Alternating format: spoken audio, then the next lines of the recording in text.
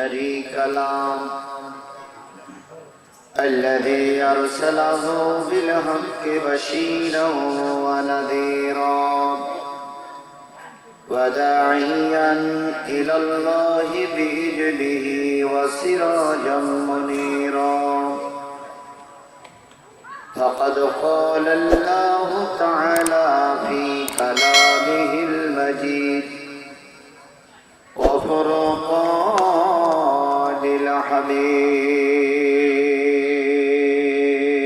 الحميد أعوذ بالله من الشيطان الرجيم بسم الله الرحمن الرحيم والذي أوحينا إليك من الكتاب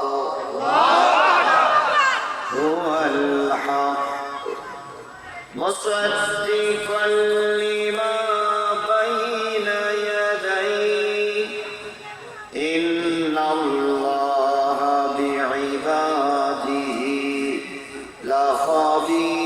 لخبير بصير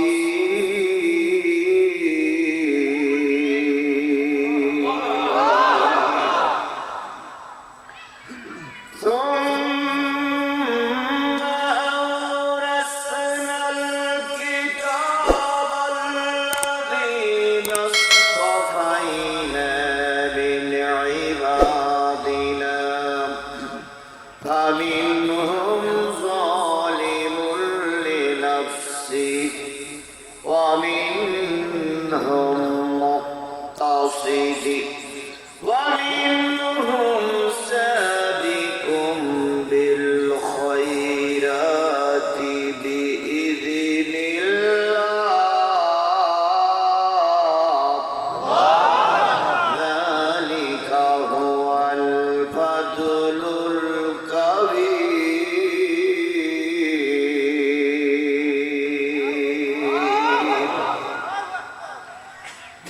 جنات عدن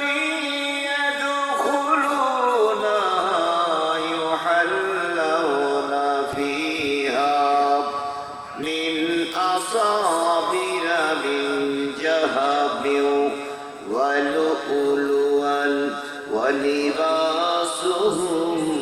فيها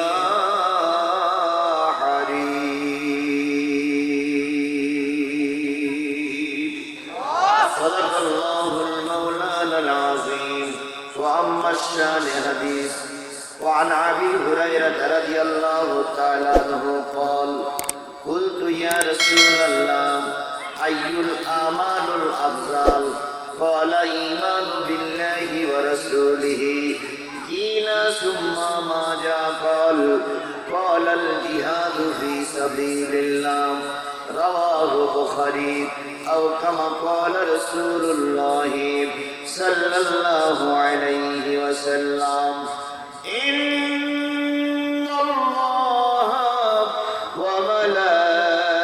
وملائكته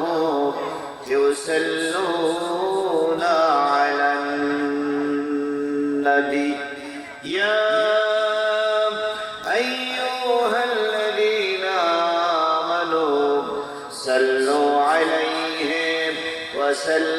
وسلموا تسليما اللهم صل على محمد وعلى آل محمد كما صليت على إبراهيم وعلى آل إبراهيم إنك حميد مجيد اللهم بارك على محمد وعلى آل محمد كما باركت على إبراهيم وعلى آل إبراهيم إنك حميد مجيد لا إله جري لا إله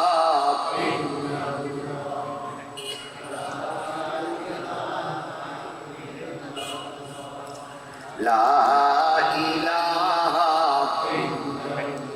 لا إله لا إله إلا الله محمد رسول الله لا إله لا إله لا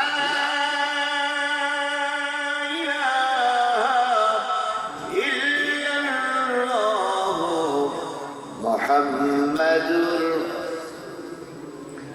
আখির গানে গানে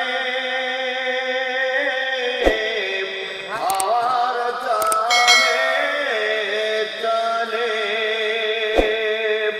ওই নামেরই সুর শোনা যায় হলে আপন হারা লা ইলাহা জোরে লা ইলাহা লা ইলাহা ইল্লাল্লাহ মুহাম্মাদুর রাসূলুল্লাহ। সকলে জবান খুলে একসাথে এক বাক্যে বলছি সাল্লাল্লাহু আলাইহি ওয়াসাল্লাম। নাটোর জেলার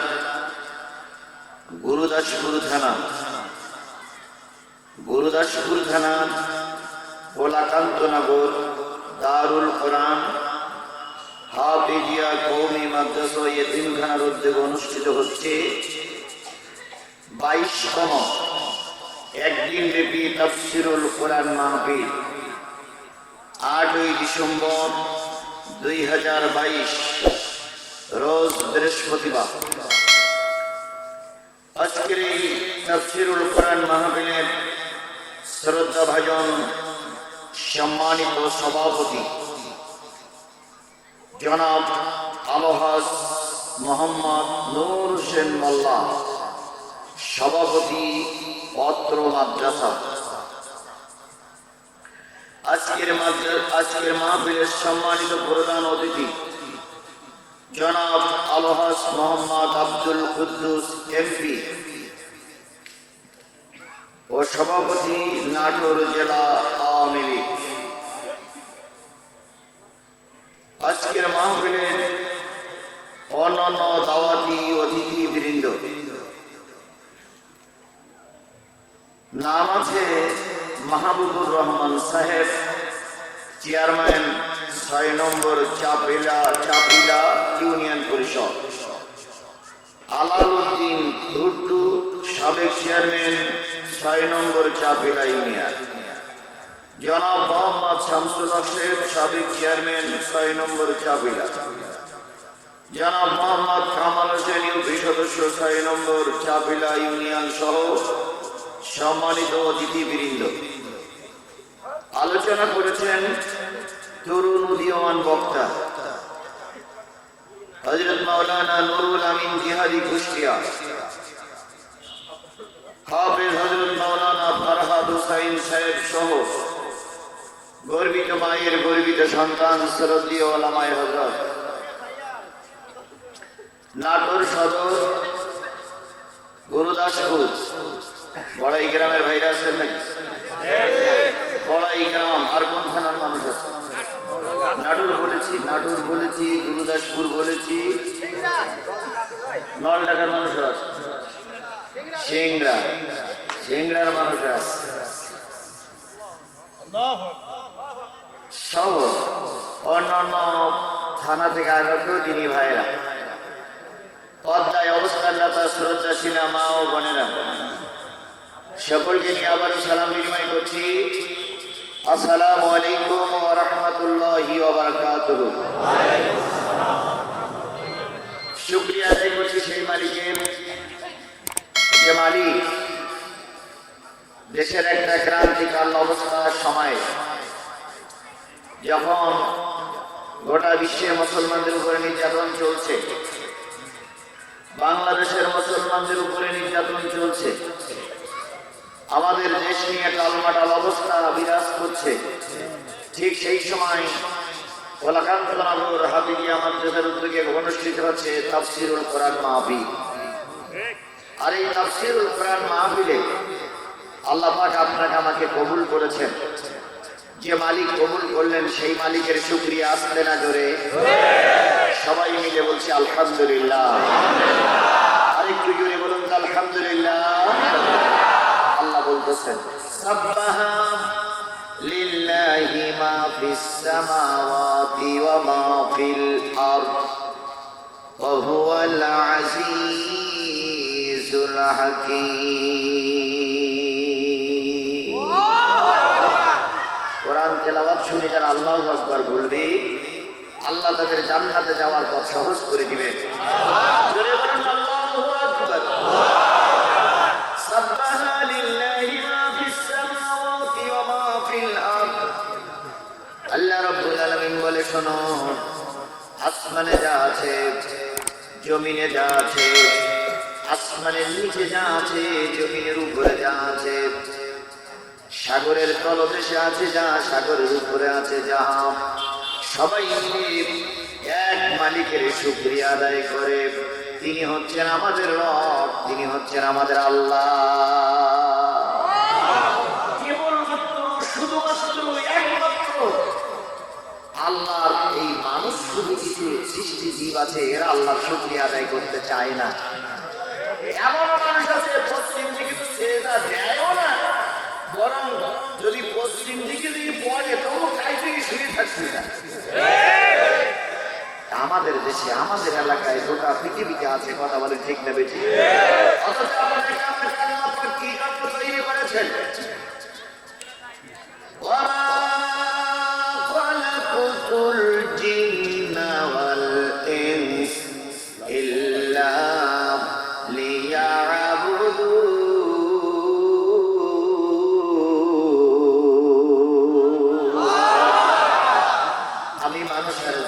তৈরি করেছি কিসের জন্য? আপনি আমি তৈরি হয়েছি কিসের জন্য? আব্দুল শব্দের অর্থ হচ্ছে গোলাম। বলেন আব্দুল শব্দের অর্থ কি? কোন জায়গায় গোলামি চলবে? জোরে বলেন কোন জায়গায় গোলামি চলবে? মসজিদে বলতেছি ইয়্যাকা না'বুদু ওয়া ইয়্যাকা নাস্তাঈন। আমরা তোমারই গোলামি করি আর তোমার কাছেই সাহায্য চাই। বাইরে বেরিয়ে বলতেছি নেতা, তুমি যদি না কিছু দাও না খেয়ে মারা যাব। বাইরে বেরিয়ে বলতেছি নেতা, তুমি আসো ভাই আমি বেঁচে আছি।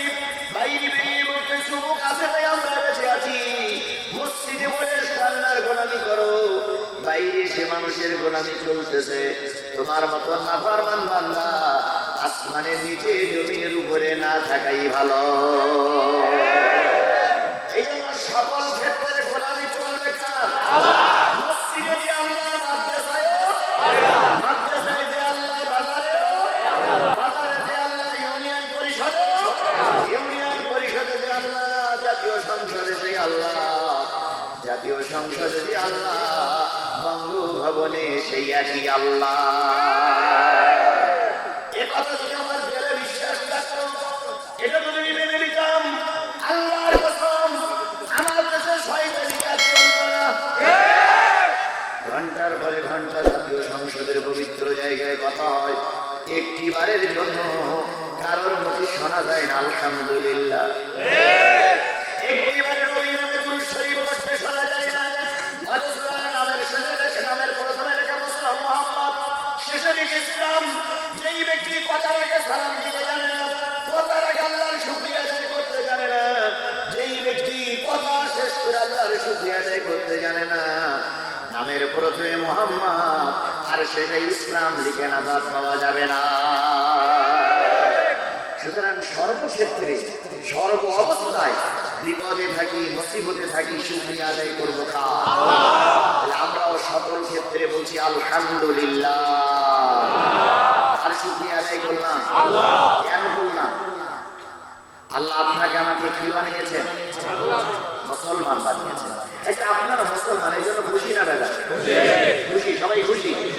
খুশি কেন?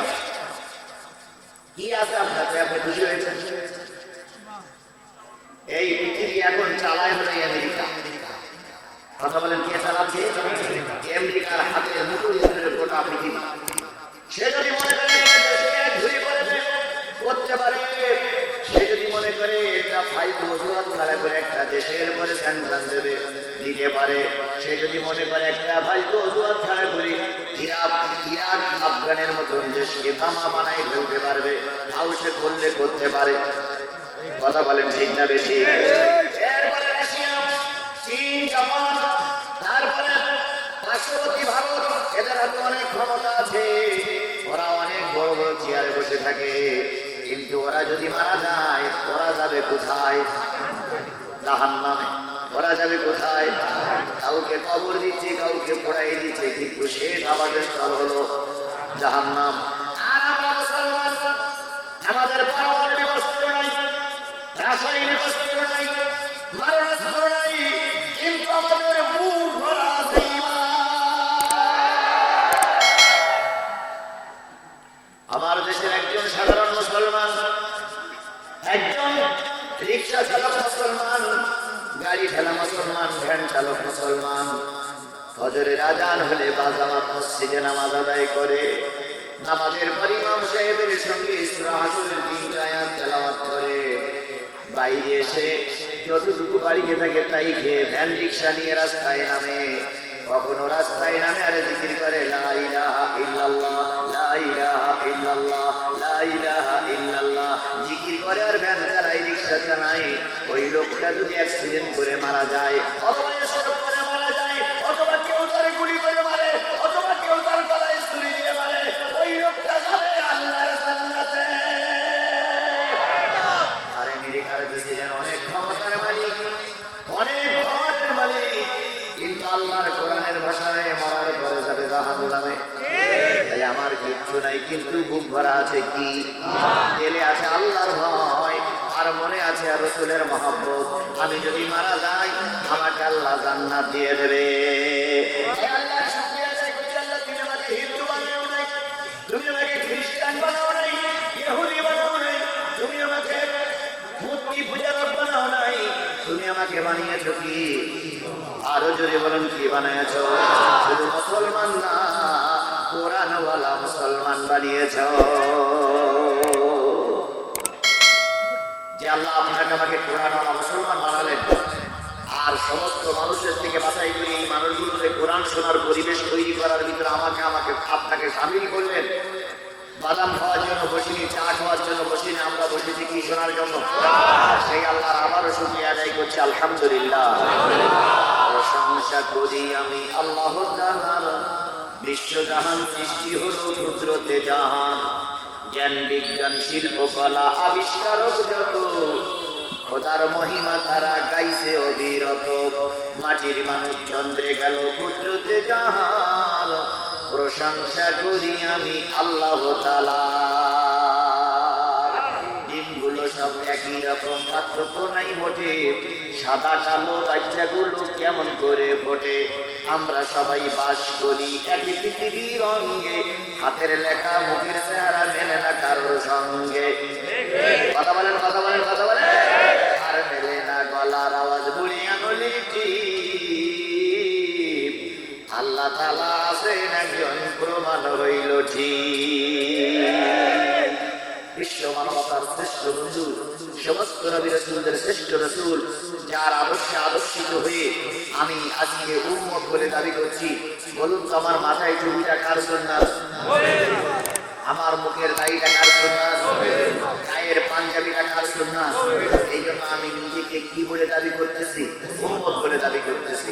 এবার আসুন, আল্লাহ বলতেছেন, কুল ইন কুনতুম তুহিব্বুনাল্লাহ ফাত্তাবিউনি ইউহিব্বুকুমুল্লাহ ওয়া ইয়াগফির লাকুম যুনুবাকুম আল্লাহু গফুরুর রহিম।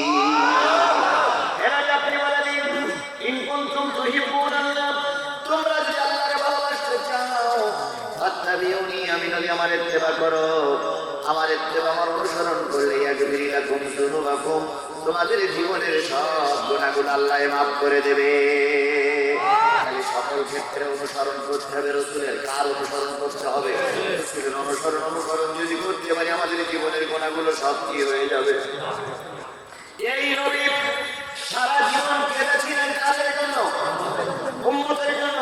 মরার সময় কেঁদেছেন কাজের জন্য, এখনো কবরে শুয়ে কাঁদতেছেন কাজের জন্য। কিয়ামতের দিন রসুলকে সবার আগে উঠানো হবে। আল্লাহ নবীকে দেখবেন রোজ মহাশর একটাও মানুষ নাই। নবীজি মাথা উঁচু করে আবার নিচু হয়ে শুয়ে পড়বেন।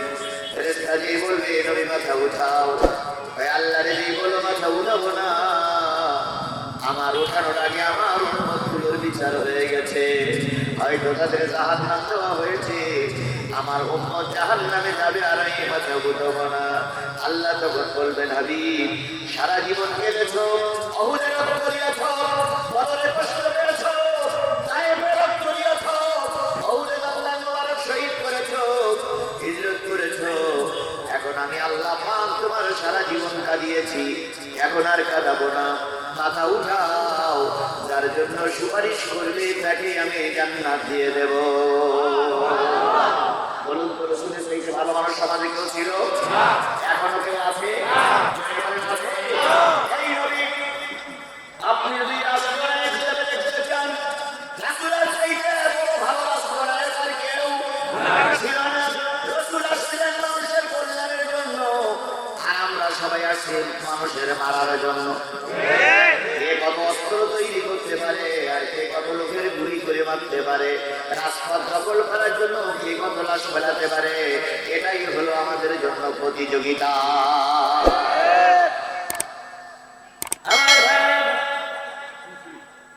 যদি পারিবারিক দিক থেকে দেখেন, রাসূলের চেয়ে উত্তম পারিবারিক নেতা আর কেউ ছিল না।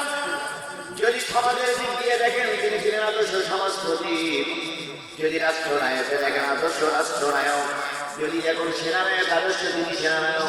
যেখানে তাকে খুঁজবেন সেখানেই তাকে পাওয়া যাবে। এই রসুল দিন প্রচারের জন্য মাঝে মাঝে কষ্টের কারণে না খেয়ে থাকতেন। কি করে থাকতেন? কখনো 3 দিন, কখনো 4 দিন, কখনো 5 দিন, কখনো 6 দিন, কখনো 7 দিন পর্যন্ত ঘরে কোনো আগুন জ্বলত না। একটু খেজুরের অংশ অথবা একটু পানি খেয়ে তিনি দিন পার করতেন। এমন অবস্থায় মদিনায় একদিন রসুলের 7 দিন পর্যন্ত খাওয়া হয়নি। এমন অবস্থায় জোহরের আজান হয়ে গেল। আল্লাহ নবী বলেন, আয়েশা আমার হাত দুখানা ধরে তুলে দাও, আমাকে এখন মসজিদে নববীতে সালাতের জন্য যেতে হবে। কয়দিন না খাওয়া? 7 দিন না খাওয়া। হযরত আয়েশা নবীর উপরে উঠাইয়া দিলেন। নবীজি মসজিদে চলে গেলেন, সবাই সাহাবীরা উপস্থিত। নবীজি জামাতে দাঁড়ালেন। কখনো রুকুতে গিয়ে আর সোজা হতে পারে না, কখনো সেজদায় গিয়ে আর বাকি সেজদা উঠে দাঁড়াতে পারে না। কষ্ট করে নবীজি সালাত আদায় করলেন। ওই সময় আবু বকরের 5 দিন খাওয়া হয়নি, ওই সময় ওমরের 4 দিন খাওয়া হয়নি। তারাও কিন্তু মসজিদে নববীতে সালাতে এসেছে। নামাজ শেষ হয়ে গেল, আবু বকর ঘরে ফিরে গেলেন, ওমর ঘরে ফিরে গেলেন, নবী ও হুজরাখানায় ফিরে গেলেন। সবাই ঘরে খুঁজলেন কোনো খাবারের ব্যবস্থা আছে, কয় না। আবু বকর বলেন, আমি মসজিদে নববীতে যাচ্ছি। নবী যদি দুপুরবেলা খেজুর আর রুটি খায়, আমাদের না দিয়ে নবী খাবে না। হযরত ওমর ফিরে আসলেন মসজিদে। নবী হয়তো মেহমানদারি করবেন, এসে দেখে আবু বকর আগেই বসে আছে।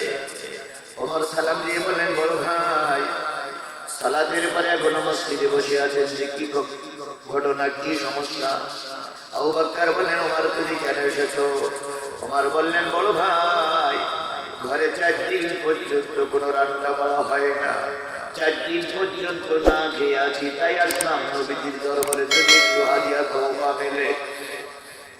আবু বকর কাপড়টা উঁচু করে বললেন, ছোট ভাই তুমি 4 দিন খাও না, আর তোমার বড় ভাই 5 দিন পর্যন্ত না খেয়ে আছে। আবু বকর কয়দিন আর ওমর কয়দিন, নবী কয়দিন? এই অবস্থায় তারা দিন প্রচারের কাজ করেছে। কথা বলে ঠিক না বেশি? আর তুমি আর আমি মামার বাড়ি ইসলাম পেয়েছি, মামার বাড়ি নতুন ইসলাম পেয়েছি। রসুল না খেয়ে পেটে পাথর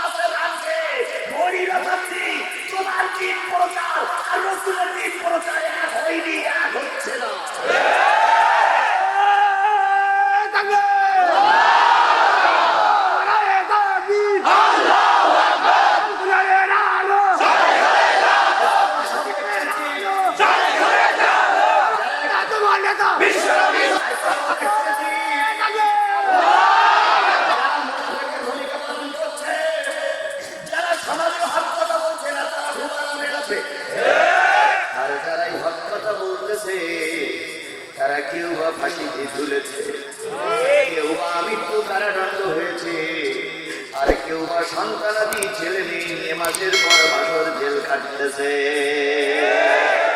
কথা বলেন ঠিক না বেশি? তুমি ওদের কোরআন পড়তেছো, যারা জেলখানে আছে ওরাও তো একই কোরআন পড়েছিল। তুমি যে কালেমার দাওয়াত দাও ওরাও তো সেই একই কালেমার দাওয়াত দিয়েছিল। তুমি যে ধর্ম প্রচার করো ওরাও সেই ধর্ম প্রচার করেছিল। তুমি আরামে আছো আর ওরা জেলে কেন? তুমি মৌলবি, তোমার কাছে কই বাচ্চা? তোমার দাওয়াত আমার দাওয়াত নাই দাওয়াতে মিল, তোমার কিতাব আমার কিতাব নাই আবার মিল। তোমার দাওয়াত আমার দাওয়াত নাই দাওয়াতে মিল, তোমার কিতাব আমার কিতাব নাই আবার মিল। তোমার দাওয়াত করো না পোলাও, তোমার দাওয়াত করো না পোলাও, প্লেট ভরা ভাত, আমার দাওয়াত জেলখানাতে দুর্বিষহরা। কথা বলেন ঠিক না বেশি? কি কষ্টের ভিতরে ইসলাম এসেছে, কি কষ্ট নবীরা করেছেন, সাহাবীরা করেছেন। তুমি আমি সে কষ্টের ধারে কাছেও যাই না। এখন একটু পরীক্ষার সম্মুখীন হয়েছো, তুমি এখন গা ভাসাই দিয়েছো আর বারবার বলতে চাও এখন সময় খারাপ, সময় ভালো আসলেই পাওয়া যাবে। এটা তো মুনাফিক মার্কা মুসলমান আছে না নাই? মুসলমান না করার মুসলমান। পরীক্ষা ছাড়া বোঝা যায় না ছাত্র ভালো না খারাপ।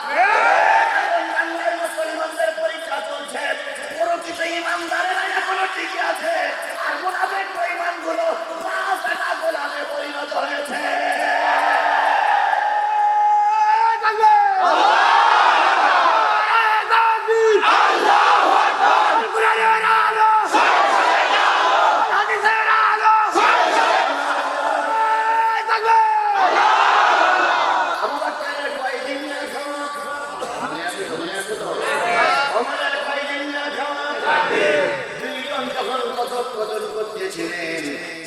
আমার নবীর কানে আওয়াজটা পৌঁছে গেল। নবী আস্তে করে হুজরাখানার বাইরে আসলেন। আবু বকরকে ডেকে বলেন, আবু বকর মুখটা শুকিয়ে গেছে, সোজা হয়ে দাঁড়াতে পারো না। ওমরকে বললেন, ওমর তোমার বাহুতে এত জোর ছিল, তুমি তো সোজা হয়ে বসতে পারো না। তোমাদের দুইজনের কথোপকথন আমি শুনেছি, কিন্তু তোমরা তো জানো না তোমার নবী 7 দিন না খেয়ে আছে। আমার বন্ধুগণ, নবী জীবনে এখানে বসে বসে জানতে তো পেটে খাওয়া যাবে না। চলো না একজন সাহাবীর বাড়ি যাই। কার বাড়ি যেতে জানি আর রাসূলুল্লাহ। নবী জীবনে আমার প্রাণ প্রিয় সাহাবী আবু আইয়ুব আনসারীর বাড়িতে চলো, সে হয়তো মেহমানদারি করবে। 3 জন জান্নাতি মানুষ আবু আইয়ুব আনসারীর বাড়িতে চলে গেলেন। জোহরের নামাজ পড়ে তিনি খেজুর বাগান পরিচর্যা করার জন্য ময়দানে বাইরের থেকে সালাম দিলেন, আসসালামু আলাইকুম আহলাল বাইত। তখনও পর্যন্ত পর্দার আয়াত নাযিল হয়নি। আবু আইয়ুবের স্ত্রী বাইরে শুনেন, এসে দেখলেন 3 জন জান্নাতি মানুষ আমার বাড়ির সামনে দাঁড়ানো, কিন্তু সকলের মুখগুলো শুকিয়ে ছোট হয়ে গেছে। কতদিন জানি খাইনি, কতদিন জানি পানির রস পেটে ঢুকেনি, কতদিন জানি খানা পিনা হয় না। আবু আইয়ুবের স্ত্রী বসতে দিয়ে বলেন, ইয়া রাসূলুল্লাহ, দুঃখ নিবেন না, ব্যথা নিবেন না, আমি আপনার কাছে একটা প্রশ্ন করতে চাই। নবী বললেন, কি? ইয়া রাসূলুল্লাহ, রাতের পূর্ণিমার চাঁদের দিকে তাকিয়েছি, আপনার চেহারার দিকে তাকিয়েছি। পূর্ণিমার চাঁদে কলঙ্ক দেখেছি, আপনার চেহারায় কোনো কলঙ্ক আমরা খুঁজে পাই নাই। ঘরে খাবার থাকে না, ছোট্ট ছোট্ট বাচ্চা থেকে মদিনার মসজিদে পাঠিয়ে দেয়। মদিনার মসজিদে আপনার চেহারার দিকে তাকায় থাকলে তাদের পেটে খোঁজা যায় না। আজকে আপনার মুখটা শুকনো কেন? নবী বললেন, আবু আইয়ুবের স্ত্রী, আমি 7 দিন পর্যন্ত কিছু খাই নাই। আবু বকর 5 দিন খাই নাই, ওমর 4 দিন খাই নাই। ওনাদের 3 জনকে বসাই রেখে ছুটে চললেন স্ত্রী বাগানে। যে বলেন, আল্লাহর বান্দা, 3 জন জান্নাতি মানুষ তোমার বাড়িতে বসে আছে, অথচ তাদের পেটে কোনো খানা পিনা নাই। আবু আইয়ুব বললেন, কাঁচা পাকা খেজুর নিয়ে নাস্তা করতে হবে। আসলেন,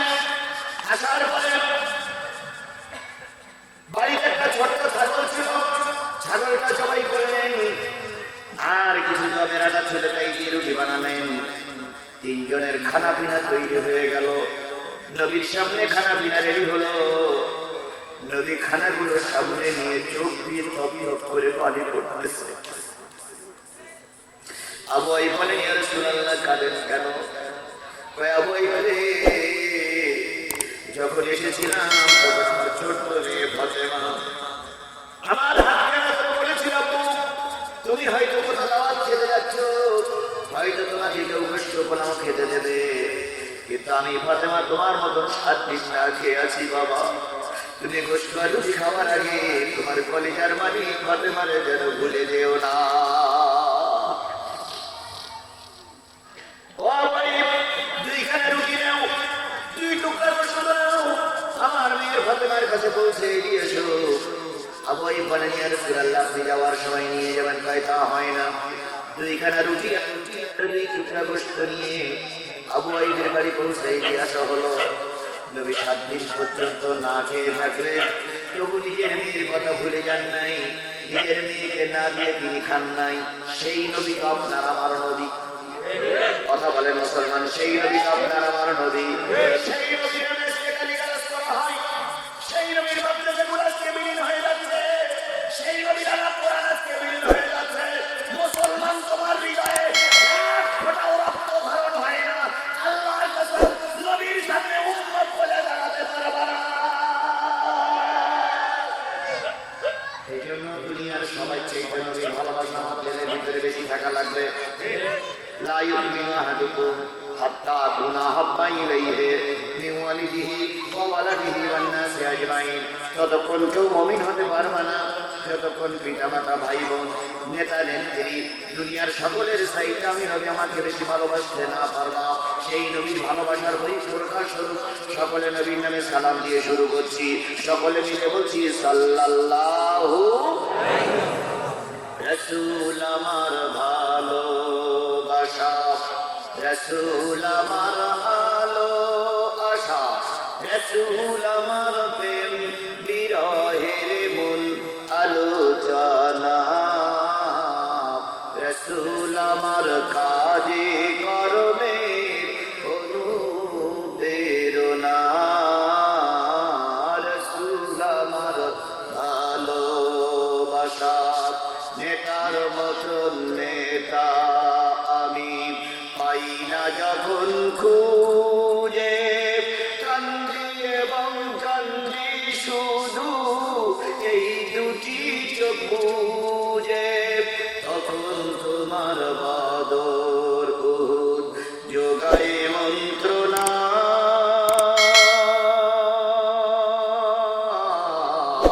রাসূল আমার কাজে কর্মের অনুপ্রেরণা,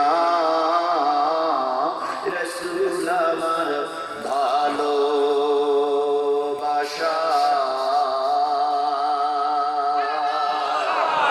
সেই নেতার নামে, সেই রাসূলের নামে দুরূদ আবারও বলছি, সাল্লাল্লাহু আলাইহি ওয়াসাল্লাম। সম্মানিত দিনী ভাইরা, কষ্ট করে এসেছেন, কষ্ট করে বসেছেন কি শোনার জন্য? সবাই মিলে বলুন, কি শোনার জন্য বসেছেন? আমরা কোরআন থেকে যদি আলোচনা করি কারোর কোনো সমস্যা হবে? জোরে বলেন, হবে? আওয়ামী লীগের ভাইরা আছেন না এখানে? বিএনপির ভাইরা নিঃসন্দেহ আছেন, জাতীয় পার্টির ভাইরা আছেন, জামাত ইসলামের ভাইরা নাই? তাবলীগের ভাইরা আছে, চরমনাই, হেফাজত, সকলের সব ভাইরা আছে। আচ্ছা বলুন তো, সবাই আপনারা একজন দল করেন, কিন্তু সকলের কাছে প্রিয় তো কোরআন, সকলের কাছে প্রিয় কোরআন নয়। তাহলে কোরআন থেকে আলোচনা করলে সবার ভালো লাগবে। কথা বলেন, ঠিক না বেশি? আচ্ছা বলুন তো, ইলিশ মাছের দাম বেশি না কম? তেলাপিয়া মাছের দাম হচ্ছে, ইলিশ মাছের দাম কি বেশি না কম? আচ্ছা বলুন তো, ইলিশ মাছ খাইলে কিছু লোকের খারাপ লাগে, কি হয়? তাহলে এর জন্য কিছু ইলিশ মাছের দোষ আর দোষ, যার অ্যালার্জি আছে তারই দোষ। এখন কোরআন হাদিস বলে ইলিশ মাছের চাইতে দামি। এখন এই কথা বললে যাদের এই কোরআনের বিপক্ষে অ্যালার্জি আছে তাদের কেবল কলিজায় আঘাত লাগতে পারে, মন খারাপ হতে পারে, কলিজায় ঘা লাগতে পারে, কিন্তু কোরআন মুসলমানের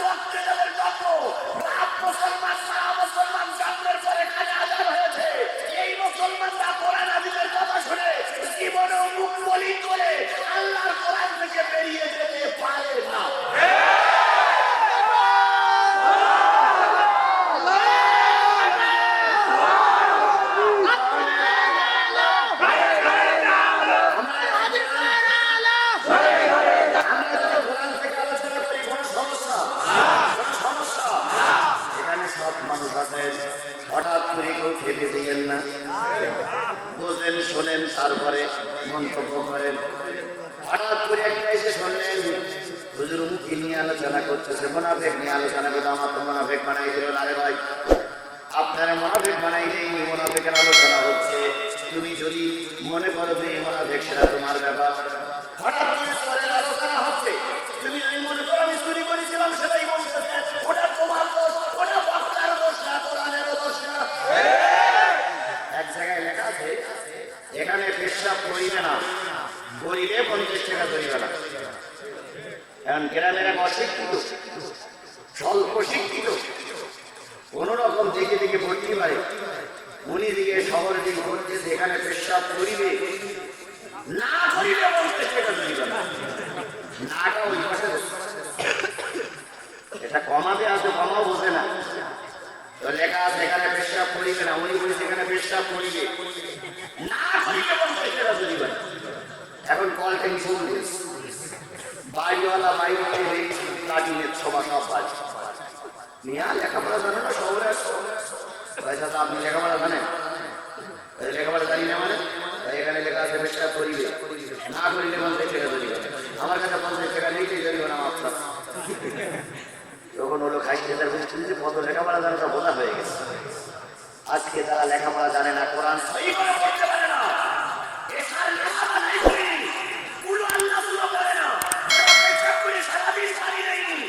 ওরাই কানে কানে রাজনীতি করবেন না, কোরআন হাদিসের কথা বলবে, কোরআন হাদিস থেকে কি বুঝিস? ওয়াজ হচ্ছে, একজন উঠে চলে যাচ্ছে, আর একজন লোক বই যাচ্ছে, হুজুরি মনে করেছেন আমরা চেষ্টাটাই শুনবো, কিন্তু এমন শুরু করেছে গায়ে লেগে যাচ্ছে। এ কোরআন হাদিসের কথা হচ্ছে না, এ শুধু তার কথা বলতেছে।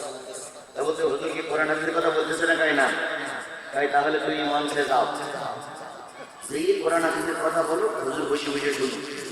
তখন হলো ওই লোকের গায়ে হাতে বলছে, হুজুর যে কোরআন শরীফ পড়ছে দুপুরেই পড়তে পারে, কোরআন শরীফ পড়তে পারে না, হুজুররা কি করতে পারে? ভুল ধরতে পারে। আছে না নাই? বলেন আছে না নাই? আমাদের দেশের একটা নষ্ট ভ্রষ্টা নারী জাতীয় সংসদে দাঁড়িয়ে বলতেছে সিয়াসত আর হাদিস সব আমার বসে, বুখারী পড়েছি, মুসলিম পড়েছি, তিরমিজি পড়েছি, আবু দাউদ পড়েছি, নাসাই পড়েছি, ইবনে মাজাহ পড়েছি, তারপরে তাফসীর সব পড়েছি। আমরা কি কোরআন হাদিস জানি না? আমরা কি কোরআন হাদিস বুঝি না? আমাদের নেতারা কি কোরআন হাদিস বোঝে না? অথচ ওই জাতীয় সংসদে দাঁড়িয়ে ওরাই বলতেছে আমরা কোরআন পড়ি, হাদিস পড়ি, আমরাও কোরআন জানি, হাদিস জানি, সব মৌলবীরা জানে না। আমরা কি কোরআন হাদিস কিছুই বুঝি না? এখন বিভিন্ন কুমারিয়া দিন বুখারীর হাদিস, এটা আমরা ভালো করেই জানি।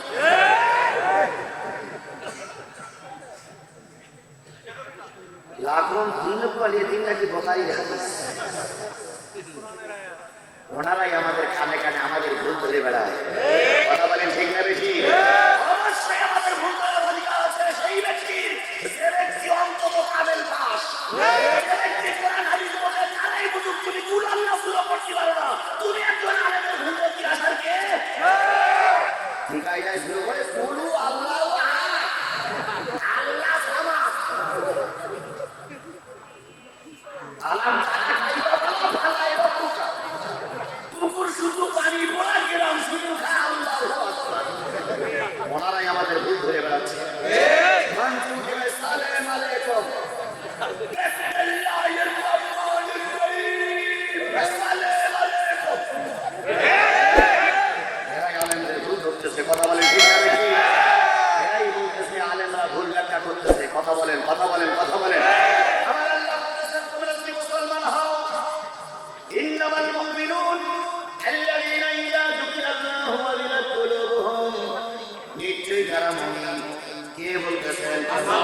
নিশ্চয়ই যারা মুমিন, আল্লাযীনা ইযা যুকিরাল্লাহু ওয়াজিলাত কুলুবুহুম, যখন তাদের সামনে জিকির করা হবে তখন তাদের দিলগুলো নরম হয়ে যাবে। জিকির মানে কি? হ্যাঁ মুসলমান, কথা বলেন, জিকির মানে কি? জিকির মানে হলো স্মরণ। কার স্মরণ? আরো জোরে বলেন। কোরআনের 10টা নাম আছে। কোরআনের নাম হলো কোরআন, কোরআনের নাম হলো ফুরকান, কোরআনের নাম হলো শিফা, কোরআনের নাম হলো খোদা, কোরআনের নাম হলো নূর, কোরআনের নাম হলো জিকির। তাহলে কোরআনের আরেকটা নাম কি? আফজালুল জিকরি তিলাওয়াতুল কোরআন। সবচেয়ে উত্তম জিকির হলো আল্লাহর কোরআন তেলাওয়াত করা। লা ইলাহা ইল্লাল্লাহ জিকির, সবচেয়ে বড় জিকির হলো কোরআন তেলাওয়াত করা। তাহলে কোরআন তেলাওয়াত শুনলে যাদের দিল নরম হয় তারা কি মুমিন? আর ভাষা আল্লাহ বলছেন কোরআন তেলাওয়াত শুনলে যাদের দিলে ভালো লাগে, শান্তি লাগে, মহব্বত পয়দা হয়, জেনে নিও তারা মুমিন। আর কোরআন তেলাওয়াত করলে যাদের সহ্য হয় না, যারা মেনে নিতে পারে না, যারা গ্রহণ করতে পারে না, মুমিনের উল্টো ভাষা কি? কাফের। কথাটা আমি নাই বললাম, কিন্তু জিকির করলে যাদের দিল নরম হবে, তারা আওয়ামী লীগের লোক হোক আর বিএনপির লোক হোক আর জাতীয় পার্টির লোক আর জামাত ইসলামের লোক হোক, জিকির করলে তাদের দিল নরম হবে, কোরআনের তেলাওয়াত করলে তাদের দিলে ভালো লাগবে, বুঝতে হবে ওরাই মুমিন। ওয়াইদা তুলিয়াত আলাইহিম আয়াতুহু যাদাতুহুম ঈমানা। যখন তাদের সামনে এই কোরআনের ব্যাখ্যা করা হয় তখন তাদের ঈমান বৃদ্ধি পেতে থাকে। ওয়া আলা রাব্বিহিম ইয়াতাওয়াক্কালুন। আর এই মুমিন ব্যক্তি আল্লাহর উপরে ছাড়া কারোর উপরে তাওয়াক্কুল করে না। আমরা কারোর উপরে তাওয়াক্কুল করেছি? কোরআন শুনলে দিল নরম হবে, কোরআনের তাফসীর শুনলে ঈমান বৃদ্ধি পাবে, ওরা হলো মুমিন। তাই কোরআনের মাহফিলে মুমিন ব্যক্তিরাই বলবে, কোরআনের মাহফিলে মুনাফিক কাফের বাঁচবে না। এখনো যারা বাজারে ঘুরে বেড়াচ্ছে, বাড়িতে আছে, কিংবা মাহফিল থেকে উঠে যাচ্ছে, মুসলিমের মুনাফিক গুলো যাচ্ছে, কাফেরের চামচে গুলো যাচ্ছে, অথবা কাফেরের চামচে গুলো কোনো বাদামের দোকানে বসে আছে, কোনো কোনো মুসলমান বাদামের দোকানে থেকে কোরআনের মাহফিল বন্ধ করতে পারে না।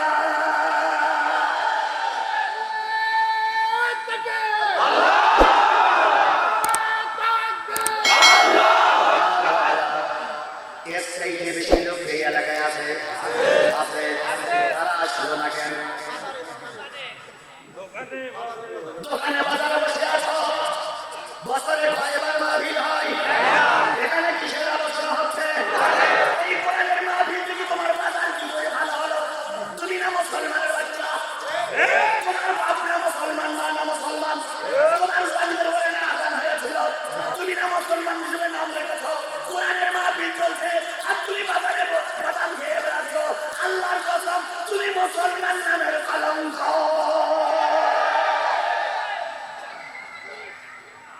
বাড়ি থেকে বলে আসছে কোথায় যাচ্ছে, স্ত্রী জিজ্ঞেস করতে কোথায় যাচ্ছ, মাহফিলে যাচ্ছে।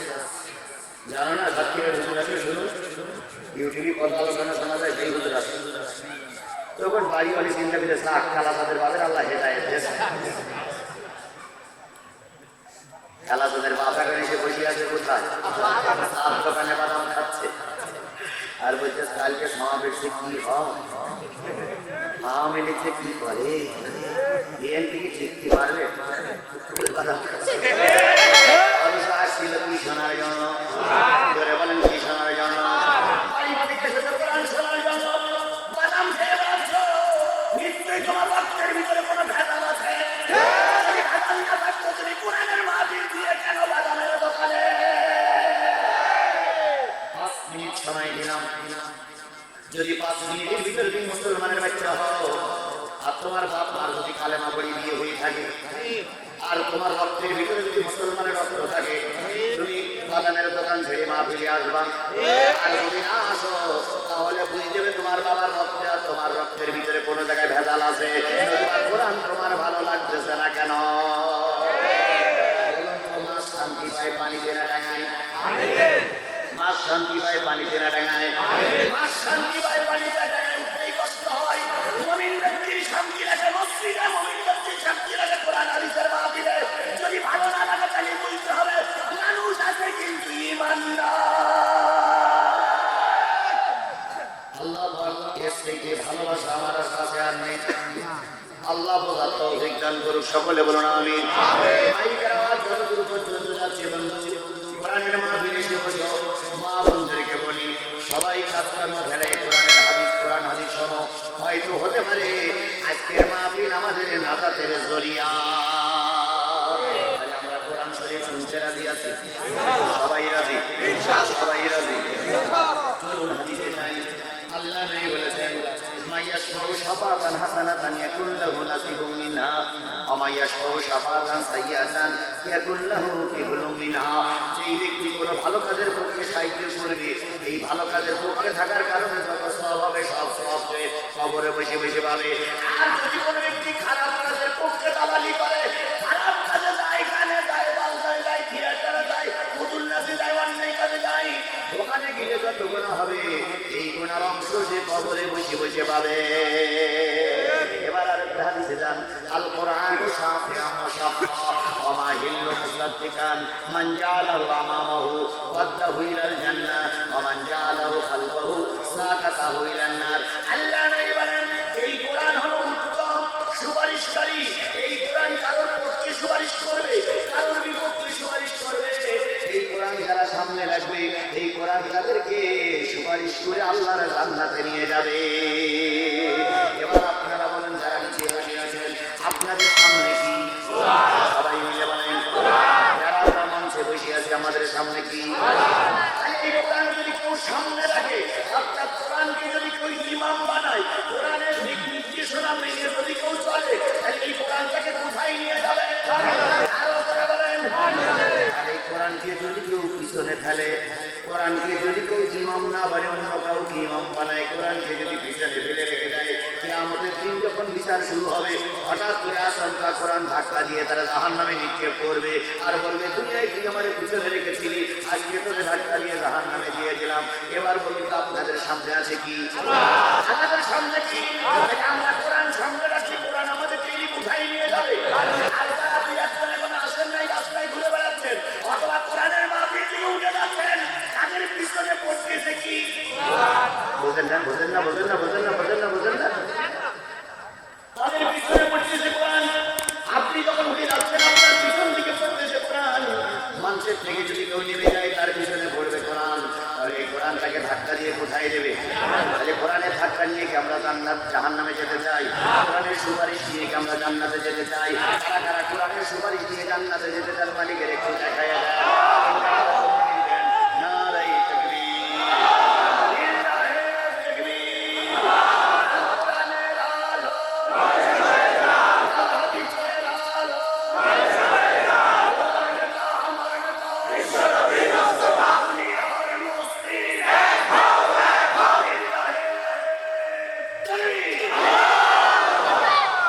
আপনার কাছে হাত উঁচু করি, সেই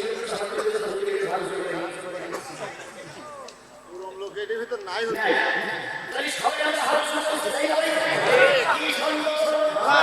আমি কি বলবো, যদি আমার মনে বাজারে আপনি চলে যান আর আমি যদি আপনার ফাঁকি দিয়ে গুলো গুলো করে চলে যাই, আপনি আল্লাহর কাছে দায়ী, আমিও আল্লাহর কাছে দায়ী। কারা কারা যাবেন হিসাব কিতাব করিয়ে দিয়েন। হাত উঁচু করেছেন কিন্তু আপনারা যারা বুঝতে যাবে তারাই যাবে, ঠিক। সুতরাং এবার ভাবে কায়দা কানুন করে নিয়ে আসতেছে, মনে হয় সারা রাত কথাই যাচ্ছে না। অতি থেকে আমি আসি, আমি লালমনি ঘাট, তারপরে নীলফামারী লালমনি ঘাট থেকে এসেছি, আবার উঠে গিয়ে দেশে নাই কাটে যেতে হবে। সুতরাং আমি আপনাদের সারা রাত কষ্ট দেবো না। ওরা এইগুলো কথাগুলো বলে 12টার ভিতরেই আপনাদের ছেড়ে দেওয়ার জন্য চেষ্টা করবে। হয়তো 2-5 মিনিট মোনাজাত সহ মাদ্রাসার কথা বলতে গিয়ে হয়তো 2-5 মিনিট আপ ডাউন হতে পারে, কিন্তু ধরে নেন 12টা। তাই 12টা যদি হয়তো সময় আসে মাত্র 50 মিনিট, তাও না 48 মিনিট। 48 মিনিট সময় পেশাব লাগুক, পায়খানা লাগুক, ঝাড় আসুক, বৃষ্টি আসুক, তারপরে মাথার পথে ঢেলা ইট মেডিকেল না পড়ুক, যত নেতা এসে বানাবে, যত পুলিশকে বক্তা গ্রেফতার করুক, আমরা ময়দান ছেড়ে চলে যাব না।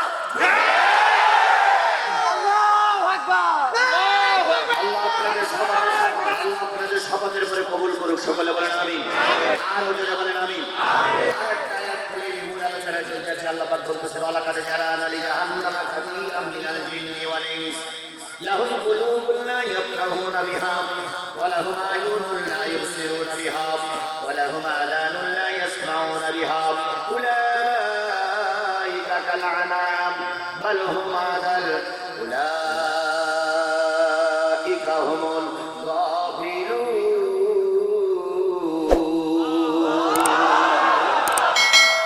কিয়ামতের দিন যেদিন জাহান্নাম দেখা যাবে, জান্নাত যেদিন দৃশ্যমান হবে, ওই দিন একদল মানুষকে আমি জান্নাতে দেব, আর একদল মানুষকে জাহান্নামে দেব।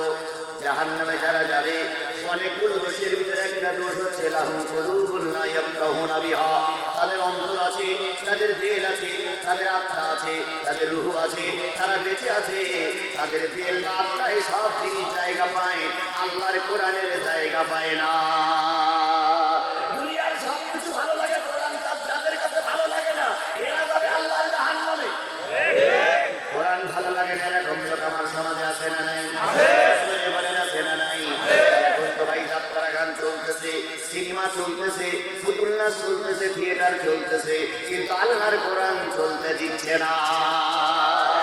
বাংলাদেশে একটা আইন তৈরি হয়েছে, প্রশাসন থেকে বলা হচ্ছে, উপরের থেকে বলা হচ্ছে, কোরআনের মাহফিলগুলোর মৌলবাদ তৈরি হয়, কোরআনের মাহফিলগুলো জঙ্গিবাদ তৈরি হয়, কোরআনের মাহফিলগুলো ইসলামী আন্দোলনের নেতাকর্মী তৈরি হয়। কোরআনের মাহফিল বন্ধ করে দাও, যাত্রা কাজ চালু করো। কোরআনের মাহফিলগুলো না কি করতেছে? বন্ধ করে ইসলামদার কি চালু করতে যাচ্ছে? যাত্রা গান চালু করতে যাচ্ছে। তাহলে যাত্রা গানে মানুষ ভালো হয়। একটা যাত্রা শুনতে গেলে সর্বনিম্ন টিকিট লাগে 50-60 টাকা, চেয়ারে বসতে গেলে 250 টাকা লাগে। টাকা দেয় না, রাত জাগে, সিগারেট টানে, নামাজ কাজা হয়, পেশাব করে কাপড় চোপড় নষ্ট হয়, সর্বোপরি জেনার আসর বসে, ওটা ওনারা চালু করবে।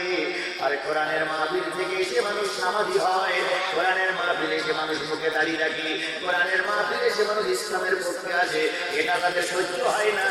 ওদের শরীরে নিঃসন্দেহ ফেরাউনের রক্ত ঢুকেছে, ওদের শরীরে নিঃসন্দেহ নমরুদের রক্ত ঢুকেছে। ওরা হলো আবু জাহেলের প্রেতাত্মা গ্রুপ, এই জন্য ওরা কোরআনের মাহফিল চালু রাখতে চায় না। আর এই কথাগুলো বলে কি একজন মুখ চুপ ভালো হয়ে হনুমানের মতো মনে হয় যেন বৌরে কবদি আসছে।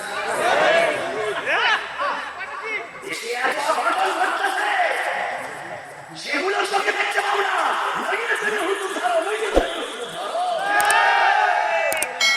রাস্তায় যদি একটা হুজুরি থাকে কি চাইলে হুজুরটাই করেছে।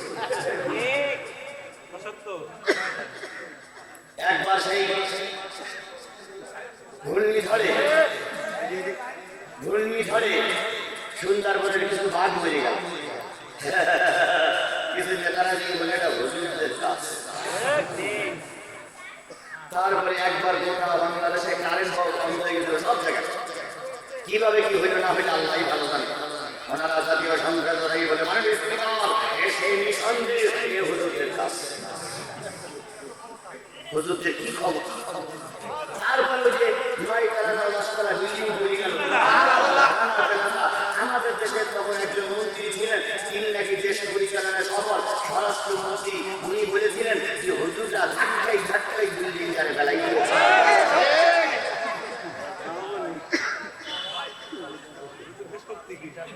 বলো একটু চিন্তা করো না, একটু চিন্তা করো না। হুজুররা একবারও পাওয়ারে যায়নি। পাওয়ারে আসা আওয়ামী লীগ ছিল, বিএনপি, তারা গেছিল জাতীয় পার্টি। এত কিছু ক্ষমতায় বসে তোমরাই কিছু করতে পারলে না, আর আমরা ক্ষমতার বাইরে থেকে গোটা বাংলাদেশে কারেন্ট বন্ধ করে দিচ্ছি।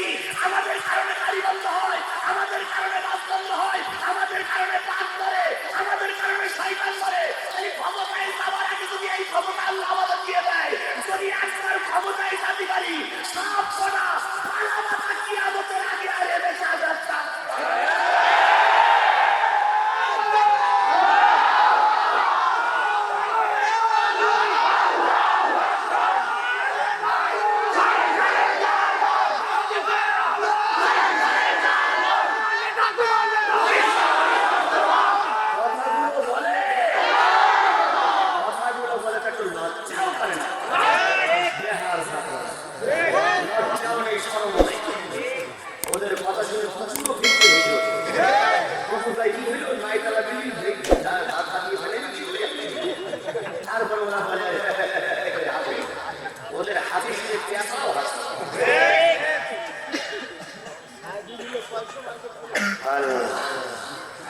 দেখবেন মোনাফিক গুলো করবে পাশের থেকে মুসলিম মনে করেন এই সেই মোনাফিক তুমি মাথায় দিয়েছ কোরআনের নামে শুরু করে ছোট কেন এর জন্য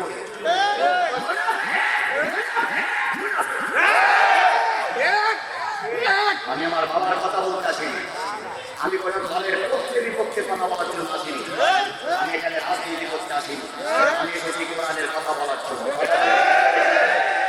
আল্লাহ বোঝার তৌফিক যদি ঈমান থাকে যদি রক্ত ভালো থাকে আর রক্ত খারাপ হলে তো বলবো না ওটা আমিও জানি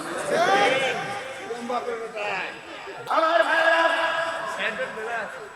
তাহলে একটা জিনিসটা বোঝাতে চাচ্ছিলাম সেটা হলো জেলে যাদের গান ভালো লাগে না তারা যাবে কোথায় আরো বলেন তাদের চোখ আছে কিন্তু চোখ দিয়ে দেখে না কি দেখে না আরো জোরে বলেন কি দেখে না শুধু কোরআন দেখে না না কোরআনওয়ালাদের দেখে না হুজুর দেখলে কি করতে লাগে খাস তুই বসে বসে আরো হুজুরের গল্প করতেছে হঠাৎ করে একটা দাড়ি ফাটা চুল ফাটা লোক যাচ্ছে একজন আর একজনের ছায়া শুনিয়ে বলে ওই যে রাজাটা যাচ্ছে ওই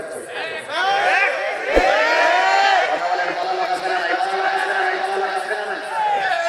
তুমি হুজুরের গালাগালি জানা একবারে ধরে রেখেছো তোমার বাবা বিয়ে হচ্ছিল এই হুজুরাই বিয়ে পড়াইছে তোমার বিয়ে হচ্ছিল না তুমি ঘন্টা বসেছিল গ্রামের হুজুর বাড়ি ছিল না সেই হুজুরের ডেকে নিয়ে তাই তোমার বিয়ে পড়ানো হলো হুজুর না হলে তোমার বাবার বিয়ে হয়নি হুজুর না হলে তোমার দাদার বিয়ে হয়নি হুজুর না হলে তোরও বিয়ে হয়নি এখন তুমি গালাগালি দাও হুজুরটা না থাকার তাই না থাকা যদি অবৈধ হয় দাদার বিয়ে অবৈধ বাবার বিয়ে অবৈধ তোমার বিয়ে অবৈধ তোমার তারা তারা দুনিয়ার মুখে একটা সব কথা খাও খাও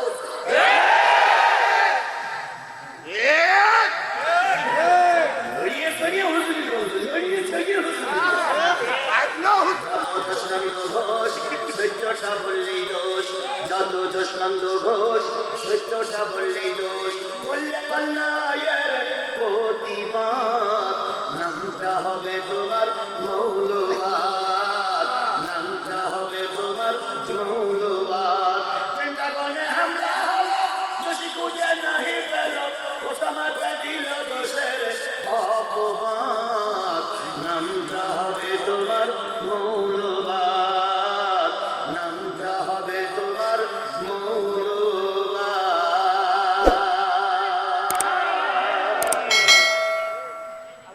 তাহলে তাদের চোখই ভালো লাগে না তারা বলে আযানুল্লাহ ইসমাউনা বিহা আমি তো আযান দিয়েছি কিসের আযান বলেন কিসের আযান এই আযান যাদের ভালো লাগবে না তারাও যাবে জাহান্নামে উলাইকা কালানাম বাল হুম আযান ওরা হলো ওদের জন্য রয়েছে জাহান্নাম সুতরাং আমি কোরআনের কথা বলবো যদি ভালো না লাগে তাহলে বুঝতে হবে জাহান্নামে লোকটার ভালো লাগতেছে না তাহলে এখন মূল যেটা তেলাওয়াত করেছিলাম তেলাওয়াত কি আয়াত দুইটা তিনটা করে কথা বলি এরপরে শেষ করে বিদায় নেব আমি আয়াতের পরে কথা বলবো আপনারা কি আমাকে ফেলে রেখে চলে যাবেন যাবেন যদি তাই তাহলে বুঝতে হবে জাহান্নামে এই আসছে শয়তান কিন্তু কোরআন শুনবে না এবার যারা যাবেন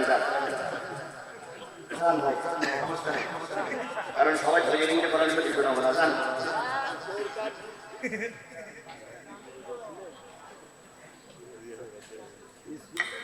যাবেন না ভেবে বুঝে বুঝেন ভেবে বুঝে দেখেন আমি শুরু করবো আর আপনারা ফুটপাত শুরু করবেন হবে না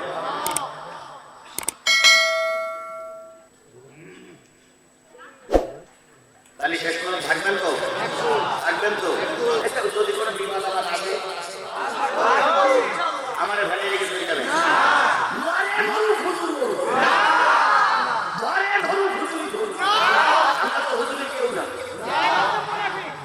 আপনার সঙ্গে আমার কোনো রক্তের সম্পর্ক নাই কিন্তু আপনার সঙ্গে আমার সঙ্গে আছে দিন সম্পর্ক আপনি মুসলমান আমিও মুসলমান কথা বলেন ঠিক না বেশি মুসলমান আর এক মুসলমানকে বিপদে ফেলাই রেখে চলে যেতে পারে জাতির স্থপতি মরহুম প্রেসিডেন্ট মুজিবুর রহমান তিনি বলেছিলেন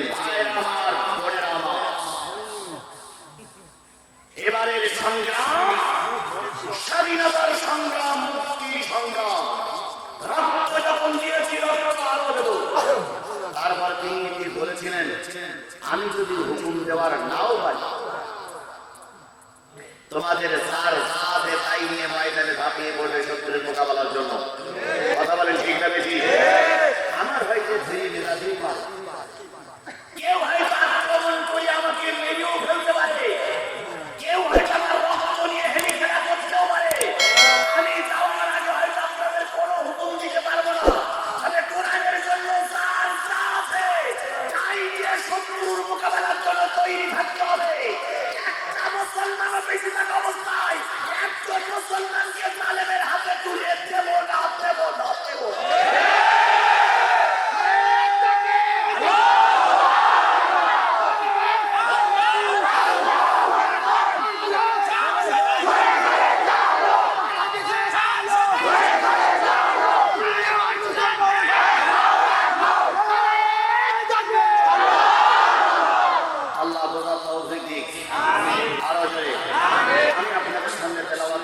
সূরা ফাতির, কোন সূরা? 22 নম্বর পারার 22 নম্বর পারার 34 নম্বর সূরা, 45 আয়াত, মক্কায় অবতীর্ণ সূরা, সবের ভিতরে একটা অন্যতম সূরা। আলোচনার বিষয়বস্তু হলো মুসলমানরা তিন ভাগ। আলোচনার বিষয়বস্তু কি?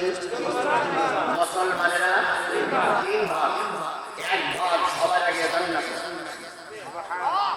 এক ভাগ সবার আগে জান্নাতি, আর দুই ভাগ জান্নাতে যেতে গেলেও ফল কুকুর করে জাহান্নামে ঢুকিয়ে তারপরে বেরিয়ে আসতে হবে। তাহলে মুসলমানরা তিন ভাগ।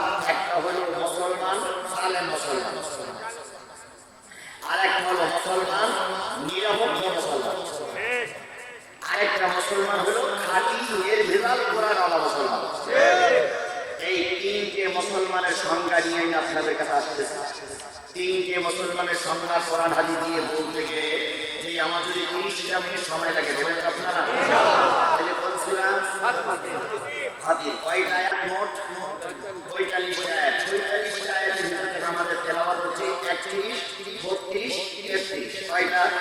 প্রথম আয়াতে চলে যাচ্ছে, আল্লাহ বলতেছেন, ওয়াল্লাযী আওহাইনা ইলাইকা মিনাল কিতাব হুয়াল হাক্ক মুসাদ্দিকাল লিমা বাইনা ইয়াদাইহি ইন্নাল্লাহা বিইবাদিহি লাখাবীরুম বাসীর। ও নবী, আমি বা আমরা ওহীর মাধ্যমে যে কিতাব আপনার উপরে নাযিল করেছি, এই কিতাব নিঃসন্দেহ সত্য কিতাব। ওহীর মাধ্যমে আল্লাহ যে কিতাব দিলেন সেই কিতাবটার নাম কি? আরো যদি বলেন সেই কিতাবটার নাম কি? এই কিতাব যে সত্যের ভিতরে কোনো সন্দেহ আছে? কেন সন্দেহ নেই? আল্লাহ বলতেছেন, যালিকাল কিতাবু লা রাইবা ফীহি। এই সেই কিতাব, যে কিতাবের ভিতরে কোনো সন্দেহ নেই। এবার কাফেররা তখন বলল, ও নবী, যে কিতাব নিয়ে পড়ে শোনাও, ও কিতাব আমরাও তৈরি করতে পারি, কারণ সারা রাত গবেষণা করো, সকালবেলা পড়ি পড়ি শোনাও, ওটা তো তোমার রচিত কিতাব, তোমার রচিত বই। তুমি একজন শায়ের, তুমি একজন কবি, তুমি একজন জাদুকর, তুমি একজন বেরেনবাজ, বেরেন ধুলাই করে করে আমাদের সর্বনাশ করতেছ। আল্লাহ ওদের চ্যালেঞ্জ গ্রহণ করে বললেন, ফাতু বিসূরাতিন মিন মিসলিহি ওয়াদউ শুহাদাকুম মিন দুনিল্লাহ ইন কুনতুম সাদিকিন। অবাকার কাফেররা, ও দুনিয়ার কাফেররা, যদি নবীকে শায়ের বলো, কবি বলো, তাহলে নবীর উপরে যে কোরআন নাযিল হচ্ছে, এরকম ছোট্ট একটা সূরা তোমরা তৈরি করো। ছোট্ট একটা সূরা তৈরি করার ব্যাপারে দুনিয়ার সকলের সহযোগিতা নাও।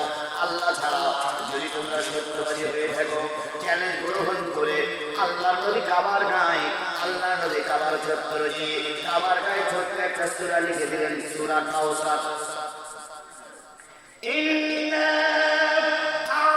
আ'তাইনাকাল কাউসার ফাসাল্লি লিরাব্বিকা ওয়ানহার ইন্না শানিয়াকা হুয়াল আবতার। এই কোরআন কোরআন এই ছোট্ট একটা সূরা তোমরা তৈরি করো। সমস্ত কাফেরেরা সমস্ত কি বলে ওয়াকাদের মেলায় বিশ্বের যত লোক আসলো সব পড়ে পড়ে পড়ে পড়ে পড়ে পড়ে পড়ে পড়ে সব ছবি এক জায়গায় হলো। সব দার্শনিক বৈজ্ঞানিক এক জায়গায় লিখলো, এক জায়গায় হয়ে লিখলো লাইসা হাযা কালামুল বাশার, এই কিতাব কোন মানুষের রচিত নয়, এই কিতাব স্বয়ং আল্লাহর রচিত কিতাব। আমার বন্ধুগণ, সেই সময় মানুষ কোন মানুষ চ্যালেঞ্জ করে কোরআনের চ্যালেঞ্জ করতে পারি নাই, কিন্তু আজকে বাংলাদেশের কিছু লোক চ্যালেঞ্জ করতেছে। ওদের সেই জায়গা পাওয়ার বেশি, যার ভিতরে একজন আছে তাসলিমা নাসরিন। কি নাসরিন? কি সুন্দর নাম। ওনার বক্তব্যের ভিতরে উনি বলেন, ও বাংলা নারীরা, পুরুষেরা চাকরি বিয়ে করে, তোমরাও চাকরি বিয়ে করো, কোরআন বাদ দাও। আমরা বললাম, বন্ধু বুবু তুই তাই কর, কিন্তু তোর তাই স্বামী যদি চাকরি করে, আর একজন থাকে সিলেটে, আর একজন থাকে চট্টগ্রামে, আর একজন থাকে খুলনায়, আর একজন থাকে রাজশাহী, তুই থাকিস বাড়ি, হঠাৎ করে তাই স্বামী একই দিন ছুটি হয়ে গেছে।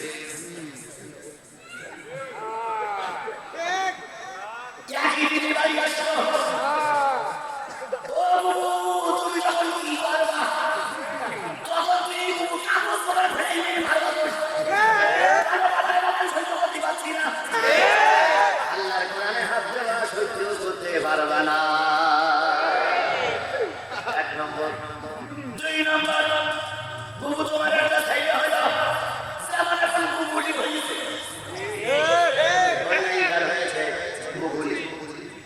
বুবলি বিয়ের আগে মা হয়েছে, এখন মা হওয়ার পরে ঘাট বাজিয়া দিয়ে চলো, কিরে তুই মা হলি, কিরে তুই নায়িকা। বুবলি তখন হাসতে স্যার বলতেছে, আমার বাবা যে কেরা দাদা জানি না, তবে সাকিব খান হতে পারে। খালি বোঝা গেল মেলামেশা করেছে, তার ঠিক নাই। এখন সাকিব খানের বলতেছে, সাকিব খান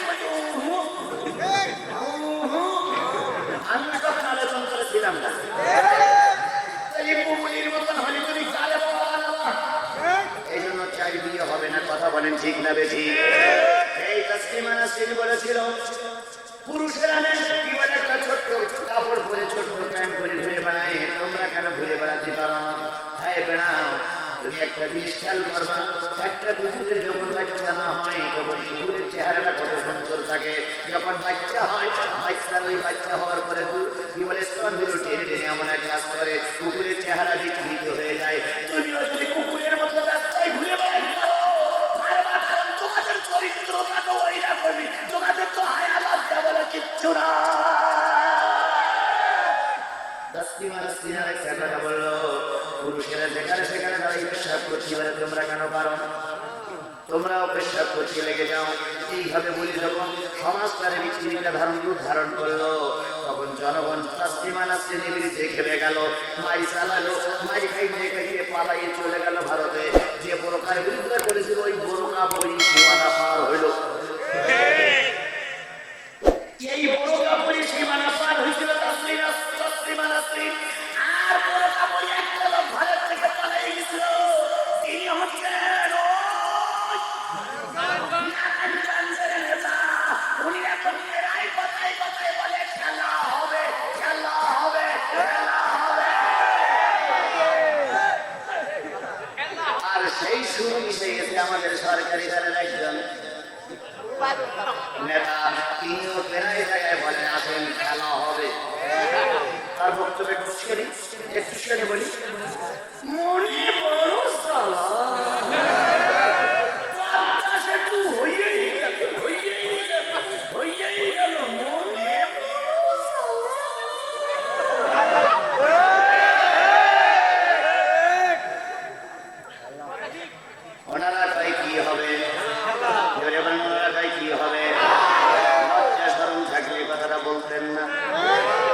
সৌদি আরবের সঙ্গে খেলা হলো,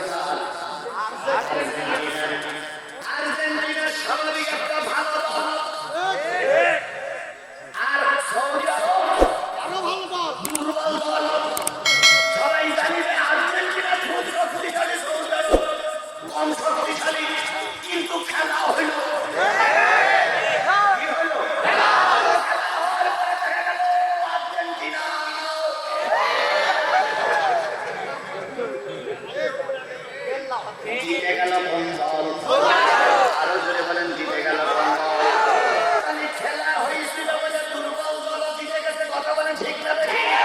তোমরা তো বলো খেলা হবে, খেলা হবে, কোন জায়গায় খেলা হয়? খেলার আগেই তো তোমরা দিতে দাও, তাহলে খেলা হবে, খেলা হবে। এ কথাটা বলে জাতিরে কেন বিভ্রান্ত করো? আল্লাহর কসম খেলা করো, তারপরে বোঝা যাবে সে তো না হেরে যায়।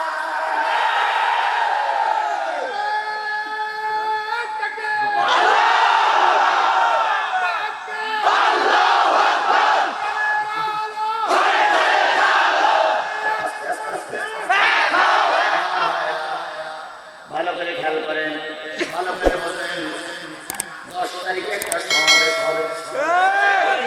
কোন দলের তা বলার দরকার নেই, যে কোনো এক দলের সমাবেশ হবে। গতকালকের ওই সমাবেশ করার জন্য কিছু লোক ঢাকায় একত্রিত হলো। একত্রিত হওয়ার পরে সেখানে দুই পক্ষে গোলাগুলি হলো।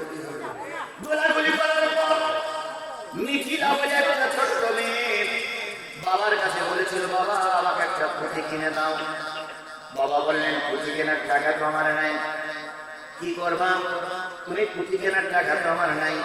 মার মেয়ে দুইজনের কষ্ট দুটো পয়সা বাবার হাতে তুলে দিয়ে বললো, বাবা তুমি একটা পুঁথির মালা, পুঁথির দানা কিনে নিয়ে এসে আমরা পুঁথি তৈরি করবো, পুঁথি বানাবো, মালা বানাবো। বাবা বাড়ি থেকে সেই 1000 টাকা নিয়ে পুঁথি বানানোর জন্য, মালা বানানোর জন্য পুঁথি কিনতে গিয়েছিলেন। প্রতিমধ্যে বাবার লাশ হয়ে বাড়ি ফিরল। মিথিলা আজকে বাবার লাশের পরে কাঁদতেছে আর বলতেছে, ও আমার বাবা আমার জন্য আহারকে কিনে নিয়ে আসবে। আমি এ পক্ষেও না ও পক্ষেও না, শুধু এতটুকু বলি, যাদের কারণে মিথিলা এতিম হয়েছে, আদালত আখিরাতে আল্লাহর কাছে কই বাদ দেওয়া লাগবে। যার বন্ধুদের গুলি যেটাই, যার গুলি হোক, সে বিএনপি আওলাদের গুলি হোক, আওয়ামী লীগের গুলি হোক, পুলিশের গুলি হোক, কিংবা স্বতন্ত্র তৃতীয় পক্ষের কোনো গুলিতে যদি মিথিলার বাবা মারা দিয়ে থাকে, আমি আজকে কোরআনের মাহফিলে দোয়া করতেছি, আল্লাহ মৃত্যুর আগে তোমারও সন্তান তোমার সামনে ছটফট করে মরবে, তোমার সন্তান তোমার সামনে বিদায় হয়ে যাবে। সেদিন বুঝবা একজন মায়ের কোল হারা করা কথা গোনা। সেদিন একটা ছোট্ট মেয়ের বাবাকে তুলে নিলে কত কষ্ট তারা পায়। তারপরে একটা জিনিস দেখলাম, গন্ডগোল হচ্ছে সরকারি দলে, গন্ডগোল আছে পুলিশের সঙ্গে আর বিরোধী দলের সঙ্গে। সেখানে একজন আর্জেন্টিনার পোশাক পরে গুলি করতেছে, আপনারা দেখেছেন। পুলিশ আমাদের রাষ্ট্রীয় সম্পদ, পুলিশ কারণ নয়। পুলিশ ভাইরা যেখানে সেখানে অনুরোধ করি, আপনার যে বুলেটটা কিনা সেটা আমার পয়সা দিয়েছে না, পয়সা দিয়েছে না। এই বুলেট কেন আপনি, এই বুলেট কেন আপনি ওই আর্জেন্টিনার পোশাক পরা যুবকের হাতে তুলে দিলেন, আর সেটা কেন আমাদের গুলি করলো? কে কই কতই যুবকের যদি নাম করে দিতে পারি, কে কই বা পুলিশের কাছ থেকে জনগণ একদিন নেবে। আপনি যদি রাজনীতি হয়, তাহলে আমাদের দেশ থেকে বের করে দেন। আপনারা গুলি করবেন, আপনারা চুরি করবেন, আপনারা পকেট ধরবেন, কোটি কোটি টাকা বিদেশের বাড়িতে পাচার করবেন, আমাদের দেশটা সৈন্যের কোটায় পৌঁছে দেবেন, আর আমরা কথা বলতে পারবো না। কোন নিরাপদ তো কথা বলতে পারবো না। তোমারও কথা বলার অধিকার থাকলে আমারও কথা বলার অধিকার আছে। দেশ তোমার কাছে খেলাবো আমি। দেশের একমাত্র চুরি করলে ভাঙা আরো একজন আছে। জায়গায় কথা বলা যাবে না, বলে হাত ধরাই মদের মূল্য পাইছি। আল্লাহ তৌফিক দিক। সর্বশেষ আমরা বলি, সরকার বাহাদুরি যারা আছে, বাইরে যারা আছে, সবাইকে বলি, আর যেন কোনো মায়ের কোল খালি না হয়। আপনারা সমঝোতায় আসেন, আমার এই কথাগুলো মিডিয়ার মাধ্যমে প্রচার করুন, সমঝোতায় আসেন, একটা পরিবেশ তৈরি করুন, দেশে একটা শান্তি বিরাজ করুন। আমরা আর কোনো হানাহানি চাই না, আমরা কোনো রক্তপাত চাই না, আমাদের দেশ নিয়ে ছিনিমিনি চাই না। আমি এদেশে একজন বৈধ নাগরিক, আমাদেরও কথা বলার অধিকার আছে। শান্তির জন্য আসুন সবাই এক ফলাক করলে আল্লাহ কোন সমস্যা?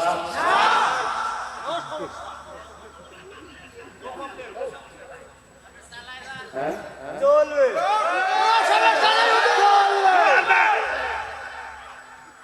আপনারা বললেও চলবে।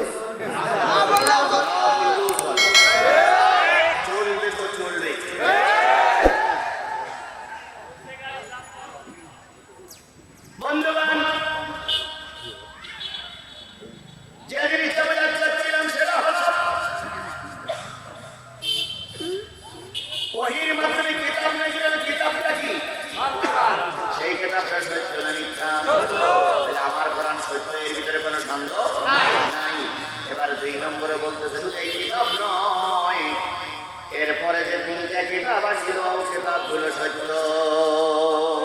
সেই দিন সেই কিতাবের নাম বলেন তাওরাত, জবুর আর ইনজিল। এই তিনটে কিতাব কি সত্য।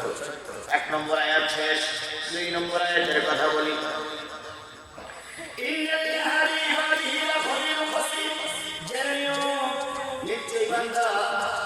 আল্লাহ বান্দার গোপন সংবাদ এবং রহস্য সংবাদ, সব সংবাদ কার কাছে আছে? আরো জোরে বলেন, কার কাছে আছে? আমার আলোচনা শুনে কারা গালাগালি পৃথিবীতে রাস্তা দিয়ে চলে যাচ্ছেন, তোমাকেও আল্লাহ দেখে রেখেছে। তুমি বাড়ি যাওয়ার আগেই গাড়ির নিচে পড়ে মরে যেতে পারবে না, আমার মালিক পারে না, পারে না। তুমি একটা সাহিত্য কথা বলে চলে গেলে বাড়ি দিয়ে রাখবা তোমার বউ হাসপাতালে, অথবা তোমার মেয়ের অন্যরকম হয়েছে, অথবা তোমার ছেলের বিপদ হয়েছে।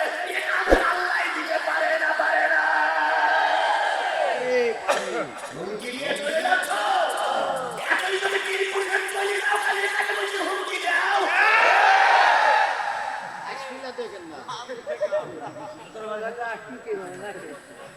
সুতরাং তোমার অন্তরের খবর কে রাখে? গালাগালি দিবাম, তারপরে পাশে কথা বলবো, কেউ দেখবে না, কিন্তু ফেরেশতা দেখবে। আমার আদালতে ধরা না পড়লে মালিকের আদালতে ধরা। ওর ভাই, ওর ভাই, ওর ভাই, ওর ভাই। আমি জানি হক কথাগুলো বলে কিছু লোকের মুখ কালোই হনুমানের মতন হয়, আর কিছু লোক বিড়ি করে রাস্তার পাশে বসে বসে, আবার কিছু লোক গায়ের গায়ে মূল বুঝু। তোমার কথায় যদি সব কিছু হয়ে যেত তাহলে আল্লাহ টাকা লাগবে না। আল্লাহ কার নেবে না নেবে সেটা আল্লাহই বুঝবে।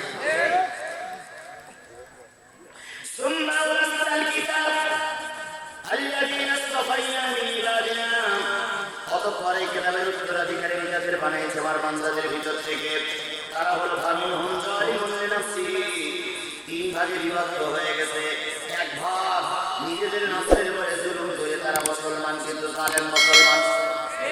এই মুসলমান যালিমুন লিনাফসিহি, তারা জালেম মুসলমান। ফামিনহুম মুকতাসিদ, তারা মুসলমান কিন্তু ধর্ম নিরপেক্ষ মুসলমান। মুসলমান কয় ভাগ? এক হলো জালেম মুসলমান, বাংলাদেশে আছে না নাই? আর এক হলো ধর্ম নিরপেক্ষ মুসলমান, সেটাও বাংলাদেশে আছে না নাই? খালি 5 গ্রুপ গেল, 2 গ্রুপ, 3 গ্রুপ হলো ফামিনহুম সাবিকুম বিল খায়রাতি বিইذنিল্লাহ। আরেকটা গ্রুপ হচ্ছে নির্ভেজাল একানিষ্ঠ আল্লাহওয়ালা মুসলমান। যালিকা হুয়াল ফাদলুল কাবীর। এদের মধ্যে আল্লাহর কাছে অনেক বড়, অনেক বেশি। খালি মুসলমানরা কয় গ্রুপ? এই 3 গ্রুপের একটু ব্যাখ্যা করি।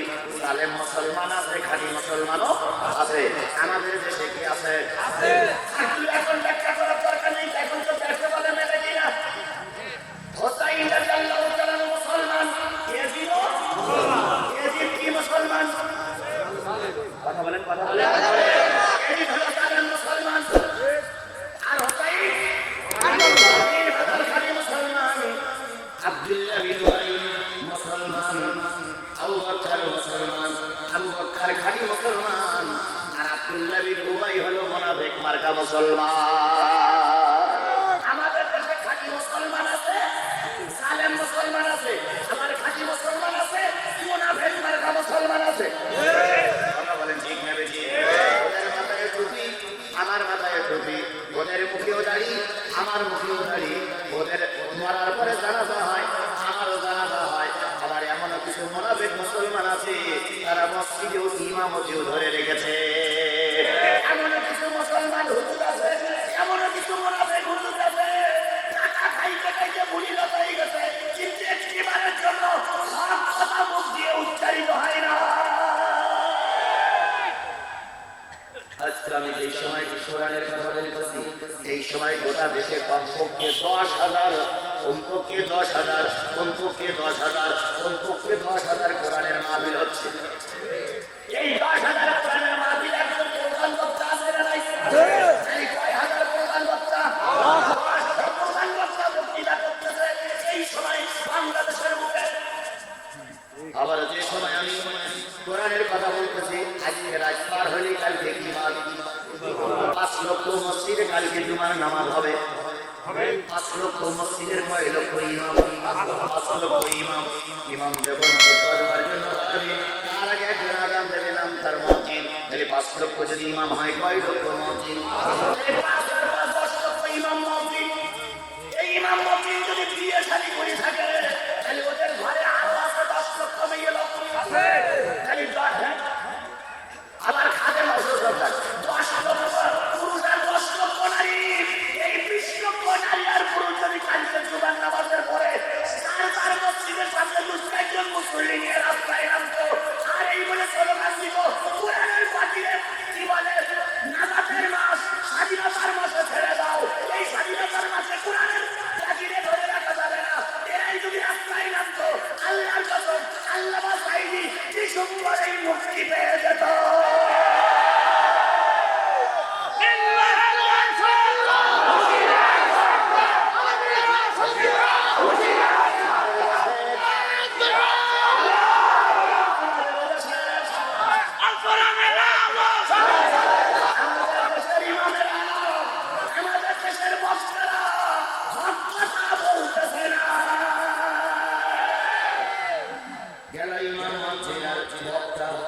এবার আসুন আমাদের দেশের পীর মাশায়েখ বেশি না কম? আরো যদি বলেন বেশি না কম? নাটোরে, বগুড়ায়, পাবনায় পীর মাশায়েখ কম, তবে পীর মাশায়েখ সবথেকে বেশি হলো সিলেটে। পীর মাশায়েখ সবচেয়ে বেশি হলো চট্টগ্রামে। এত পীর আল্লাহ ওই এলাকায় দিয়েছে। ঘরে ঘরে পীর, পাড়ায় পাড়ায় পীর, দোকানে পীর, মাঠে পীর, ঘাটে পীর, রাস্তায় পীর, কাছে পীর, ছাদের পরে পীর, ছাদের নিচে পীর, রান্না ঘরে পীর। এখন পীর নাম বড় পীর, মেজে পীর, সেজে পীর, নবীর, সৈয়াদি পীর, মানবতী পীর, হকিকাতি পীর, তরিকাতি পীর, কাপড় পরা পীর, কাপড় খোলা পীর, ল্যাংটা পীর, এ পীর, সে পীর, ওই পীর।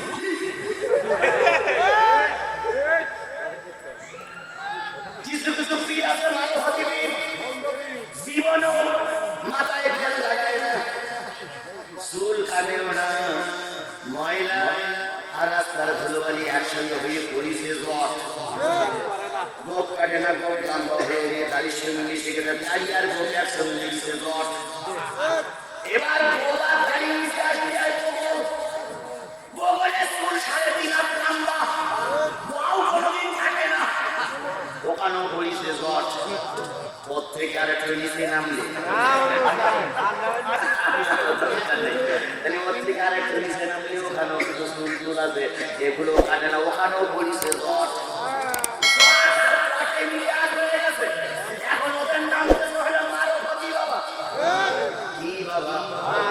পানির ভিতর আগুন জ্বলে, পানির ভিতর আগুন জ্বলে, ঝড় বাতাসে নেবে না। খাজা বাবার মুরিদি হইলে নামাজের রোজা লাগে না, খাজা বাবার মুরিদি হইলে নামাজের রোজা লাগে না। পানি গড় বাড়াইয়া পড়তাছে, বাবা আমায় ডাকতাছে। কি শোনেন শোনেন, পানি গড় বাড়াইয়া পড়তাছে, বাবা আমায় ডাকতাছে। আয় রে মালিক আমার বুকে আয়, বুকের ভিতর আছে প্রাণ, তার ভিতরে মেশিন গান। ভান্ডারি বাবা আমায় পাগল বানাইছে। এদের সাথ আমার সমাজ আছে না নাই? আরো জোরে বলেন আছে না নাই? কেরামান কাতিবিন, কেরামান কাতিবিন, রোজ মাহশরের দিন আল্লাহর দরবারে যদি করে অভিযোগ, আল্লাহর দরবারে যদি করে অভিযোগ, বলবো ডেকে আমরা ছিলাম ন্যাংটা বাবার লোক। কত বড় স্পষ্টতায় দেখিয়েছেন ওরা, বলবো ন্যাংটা বাবার লোক ছিলাম। স্বাধীনতা হয়েছে না, তাই তোমাদের এত কথা। আমার ভাইয়েরা চাচ্ছিলাম এ জাতীয় হুজুর আমার দেশে আছে। এক ধরনের পীর, এক ধরনের আলেম, এক ধরনের বক্তা, এক ধরনের হুজুররা আল্লাহর কোরআনের বিপক্ষে অবস্থান নিয়েছে। কথা বলেন ঠিক না বেটি? ওরাও হুজুর, আর জেলখানায় যারা কাঁদতেছে এরাও হুজুর। হুসাইন রাদিয়াল্লাহু তাআলা ছিলেন খাঁটি নির্ভেজাল মুসলমান, আর এটি ছিলেন কি মুসলমান? জালেম মুসলমান, বেজাল মার্কা মুসলমান। বেজাল মার্কা ইমাম আমার দেশেও আছে। আগে ইমাম সাহেবরা দেখছেন হক কথা বলতো, কঠিন কথা বলতো। এখন কিছু কিছু ইমাম সাহেব মায়া পাল্টাইছে। মসজিদ একদিন গিয়ে এসেছে, হুজুর আগে তো ভালোই কথা বলতো, এখন আর কিছু বলেন না। ইমাম সাহেব বলছে বলবো কি আর কি দেখতে দাও কি বিপদ এ হুজুর জেলে ও হুজুর ফাঁসি দিয়ে ও হুজুর মার দিয়েছে ও হুজুর জেল খেটেছে আমি হামদার মতন লোক কতদিন জামিন হচ্ছে না আমি বলিতে ছেড়ে দাও তো মাথায় চিন্তা করি আগে থেকে ঠিক ছিল এখন ভেজাল হয়ে গেছে তো সেই দিক থেকে মহাদেব সাহেব পিছনে দাঁড়াই নিয়ত করে একটা দাহাতু ভেজাল ইমাম নাওয়াইতু আন উসাল্লিয়া লিল্লাহি তাআলা রাকাতাই সালাতিল ফজরি ফরজুল্লাহি তাআলা একটা দাহাতু ভেজাল ইমাম আসলে কি ভেজাল হবে কি হবে বিহাজাল ইমাম কিন্তু বলে কি ভেজাল অনেক কিনে নিয়ত করতে ইমাম সাহেব শুনতে হয় তা চিন্তা করে এইবার নিয়ত করবো হুজুরি শুনি এর পিছন দিকে একজন বলছে একটা রাজা ভেজাল ইমাম ইমাম সাহেব শুনতে পাই ইমাম সাহেব শুনতে পাওয়ার পরে নামাজের পরে বলছে মাথা সাহেব কয় বছর মস্তি করতেছে তো বলছে 20 বছর হবে এই বছর শেষ হচ্ছে আর মাত্র 17-18 দিন বাকি রয়েছে তো কি এখন ইমাম সাহেবের পিছনে কি নিয়ত করছে তাও শেষ কেন কি বলেন একটা দাও ভেজাল ইমাম তো বলছে আমি জানি যে বলছে একটা দাও তো 2000 ইমাম তো ওই যেদিন থেকে আপনি বলেছেন অবস্থা খারাপ আর আপনি আগের মতো হক কথা বলেন না সেই দিন থেকে আমি নিয়ত করেছি ভেজাল ইমাম আজকে আমার সমাজে ভেজাল ইমাম বেশি না ভালো ইমাম বেশি তোমার কোন নেতা তোমার খাওয়াবে না কোন লোক তোমার খাওয়াবে না তুমি আল্লাহর কাছে কাঁদো আল্লাহ তোমার ব্যবস্থা করে দেবে যাদের হৃদয় আছে আল্লাহর ভয় তারা কবু পথ ভুলে যায় না বলেন বলেন বলেন বলেন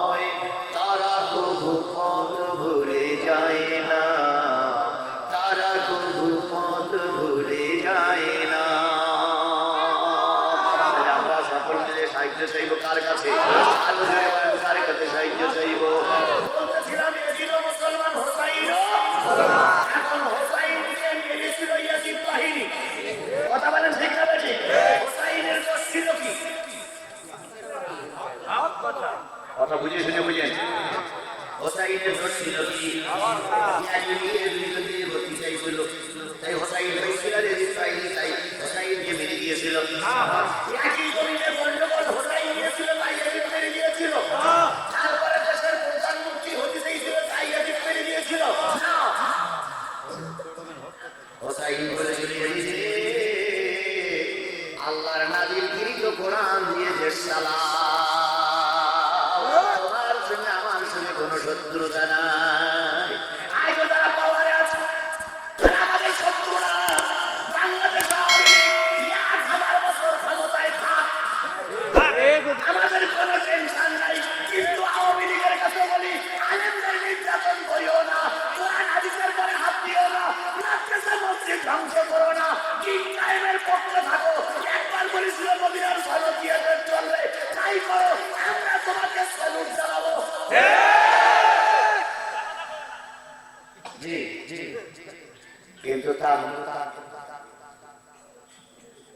তা তো তোমরা করবে না। সুতরাং আল্লাহর কাছে জবাবদিহিতা করা লাগবে। এখন আমার বক্তব্য হলো, কোরআন দিয়ে সেবা যারা দেশ চালাবে আমরা তাদের পক্ষে। কথা বলেন ঠিক না বেশি? আরো যদি বলেন ঠিক না বেশি? যে জিনিসটা বলছিলাম, হুসাইনের সঙ্গে এজিদের দ্বন্দ্ব হলো। হুসাইন বললেন কোরআন দিয়ে যাচ্ছে না। এজিদ তখন বক্তব্য দিল, হুজুর আপনারা হুজুর ये ঝামেলা আছে কি ভাষা আপনারা মসজিদে থাকেন, ওখানে কোরআন পড়েন, কেউ বাধা দেবে না। আর আমরা দেশের রাষ্ট্র চালাই আমাদের মত মতন। হুসাইন বললেন যে কোরআন আল্লাহর ঘরে থাকবে ও কোরআন বাইরেও থাকবে। দ্বন্দ্ব শুরু হলো।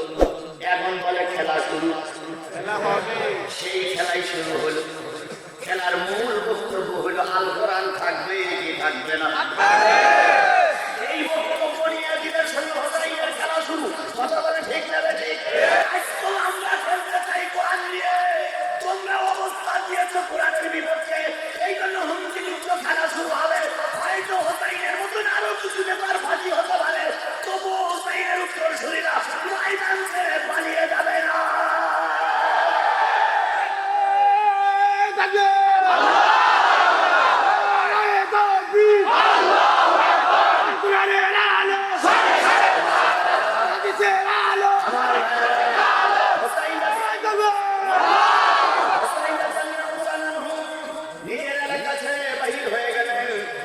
সঙ্গে নিলেন ৭৯ জন খাঁটি মুসলমান। কয়জন?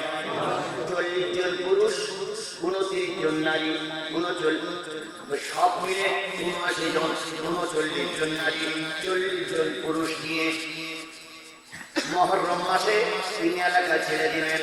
এজিদ বাহিনী সংবাদ পেল হুসাইন এক জায়গা থেকে আর এক জায়গায় হিজরত করতেছে। কি কায়েমের জন্য? কোরআন কায়েমের জন্য, কোরআনের বিধান কায়েমের জন্য। এ কথা শুনে এজিদ বাহিনী তার একটা বিশাল বাহিনী ফুরাতের কিনারায় পাঠিয়ে দিল। ওবাইদুল্লাহ ইবনে জিয়াদের নেতৃত্বে এই দল চলে আসলো ফুরাতের কিনারায়। ফুরাতের কিনারায় এসে এবার তারা অপেক্ষা করলো কখন হুসাইন বাহিনী আসবে। কিছুক্ষণের ভিতরে হুসাইন বাহিনী যখন ফুরাতের কিনারা দিয়ে যাচ্ছিলেন, তারা ফুরাতের পানি বন্ধ করে দিল, সামনে ব্যারিকেড দিল। তাদের বক্তব্য হলো আমাদের কাছে আত্মসমর্পণ করো, নতুন একটারও বাছাই রাখবো না। হুসাইন বলেন তোমাদের কাছে আত্মসমর্পণ করতে পারি, তোমরা কোরআন দিয়ে দেশ চালাও। ওরা তখন বললেন আমার সরকার যেভাবে দেশ চালাবে ওইভাবেই তোমাকে থাকতে হবে, নতুন মৃত্যুর জন্য প্রস্তুত হও। রাসূলের উত্তরসূরি জান্নাতের যুবক বললেন আমি মৃত্যুর জন্য প্রস্তুত, তবু জালেমের কাছে মাথা নত করতে প্রস্তুত নই। আজকে আমাদের অহংকার দেয়, হুমকি দেয়, নীতি মেনে নাও না, এই করবো সেই করবো, ওই কথা বলতে বলতে আমাদের অনেক নেতার ফাঁসি হয়ে গেছে, তবুও জালেমদের কাছে মাথা নত করা হয়নি। শেষ পর্যন্ত হুসাইন আবু গায়েন ফুরাতের কিনারায় কারবালা প্রান্তরে ইতিহাস আপনাদের জানা। এরপরে এক এক করে যুদ্ধের ময়দানে যায়, যে যায় সে লাশে ফিরে আসে। এভাবে করতে করতে করতে করতে হযরত হুসাইন রাদিয়াল্লাহু তাআলা আনহুর হাতে ৩৭টা লাশ কবর দেওয়া হয়ে গেল। ভাই কত? ৩৭টা লাশ নিজে হাতে কারবালা প্রান্তরে কবর দিয়েছে। এরপরে বাকি আছেন মাত্র ৩ জন, আর আছে ৩৯ জন নারী। হুসাইন রাদিয়াল্লাহু তাআলা ১০ই মুহররম সকালবেলা, ১০ই মুহররম সকালবেলা এই জালেম শাসকের বিরুদ্ধে, এই জালেম রাজার বিরুদ্ধে, এই জালেম ইসলামের দুশমনের বিরুদ্ধে নিজে মাথায় হেলমেট পরলেন, গায়ে কি বলে যুদ্ধের পোশাক পরলেন। সকল মহিলাদের কাছ থেকে বিদায় নিয়ে তিনি এবার যুদ্ধের ময়দানে যাচ্ছেন। যখন তিনি যুদ্ধের ময়দানে যাবেন, ভালো করে সব মুসলমান নারী আর পুরুষ যখন তিনি যুদ্ধের ময়দানের জন্য বাহিরে উঠে সামনে এসে দাঁড়ালো স্ত্রী। স্ত্রীর চোখ বেয়ে টলটল করতেছে পানি, শরীরটা নামে না, শরীরটা চড়ে না। হুসাইন বললেন শহর বানো, পথ ছেড়ে দাও, শেষবারের মতন তোমার সঙ্গে সালাম করে গেলাম, আর হয়তো কোনোদিন দেখা হবে না। শহরবানু বললেন, স্বামী, বিপদে পড়ে ধৈর্য ধারণ করাটা সবচেয়ে ইমানদারদের বড় পরিচয়। এখন বিপদে পড়েছ, ধৈর্য ধারণ করো, ধৈর্য হলো না। এরকম ভালো স্ত্রী যদি কারোর ঘরে থাকে, জেনে নিও তোমার ঘরটা জান্নাতের ঘর হয়ে গেছে। হোসাইন বলতেছি, শহরবানু তাকায় দেখো, 37টা মাস নিজে হাতে কবর দিয়েছি, এখন কিভাবে ধৈর্যের ভাব নিয়ে থাকি, তারপরও ধৈর্য ধারণ করতেছি। 39 জন নারী রেখে বললেন, আমি চলে যাচ্ছি যুদ্ধের ময়দানে, আমি পুর চলে যাওয়ার পরে তোমাদের কাফেলা পুরুষ শূন্য হয়ে যাবে। আল্লাহর কসম, তোমরা যেন পথভ্রষ্ট হয়ে যেও না, নবীর পথে থেকো, আল্লাহ ওতেই বরকত দেবে। আর 2টা আছে ছোট্ট ছোট্ট শিশু, তারা মার কোলে দুধ খায়, তারা এখনো বড় হতে পারে। শহরবানু বললেন, স্বামী, যাওয়ার আগে হাত দুটো উঁচু করো। হোসাইন বললেন, কেন? যুদ্ধের ময়দানে যাচ্ছ, যাওয়ার আগে একটা ছোট্ট কথা শুনে যাও। ইতিহাস হোসাইন মনে করলেন, শহরবানুর কাছে হয়তো একটু পানি আছে অথবা খেজুর আছে, দীর্ঘদিন পানি না খেয়ে শরীরটা শুকিয়ে গেছে, আর নড়তে পারি না, হয়তো যুদ্ধে যাওয়ার আগে একটু পানি অথবা খেজুর আমার হাতে তুলে দেবে, তাই খেয়ে হয়তো যুদ্ধের ময়দানে যাবো। হোসাইন হাত কেন উঁচু করলেন, 2 হাতের পরে শহরবানুর একটা কাপড়ের পোটলা তুলে দিলেন, দিয়ে বললেন, স্বামী, পোটলাটা একটু খোলো। শহরবানুর কথা শুনে হোসাইন পোটলাটা খুললেন, খুলে দেখে পোটলার ভিতরে 3 দিনের একটা ছোট্ট নাবালক বাচ্চা নড়াচড়া করছে। হোসাইন বললেন, শহরবানুর বাচ্চাটা কোথা থেকে আসলো? 3 দিন আগে একটা বুঝে তোমার একটা সন্তান দুনিয়ার মুখ দেখেছে, তুমি তো কিছুই বলোনি, কান্নাকাটি করিনি, তাই কান্নাকাটি করবে কি? আমার স্তনের দুধ নাই, ঘরে কোনো পানি নাই, পানি না খেয়ে বাচ্চাটা কথা কোন রকম শব্দ করতে পারছে না, আমার হাতে তুলে দিয়েছো কেন?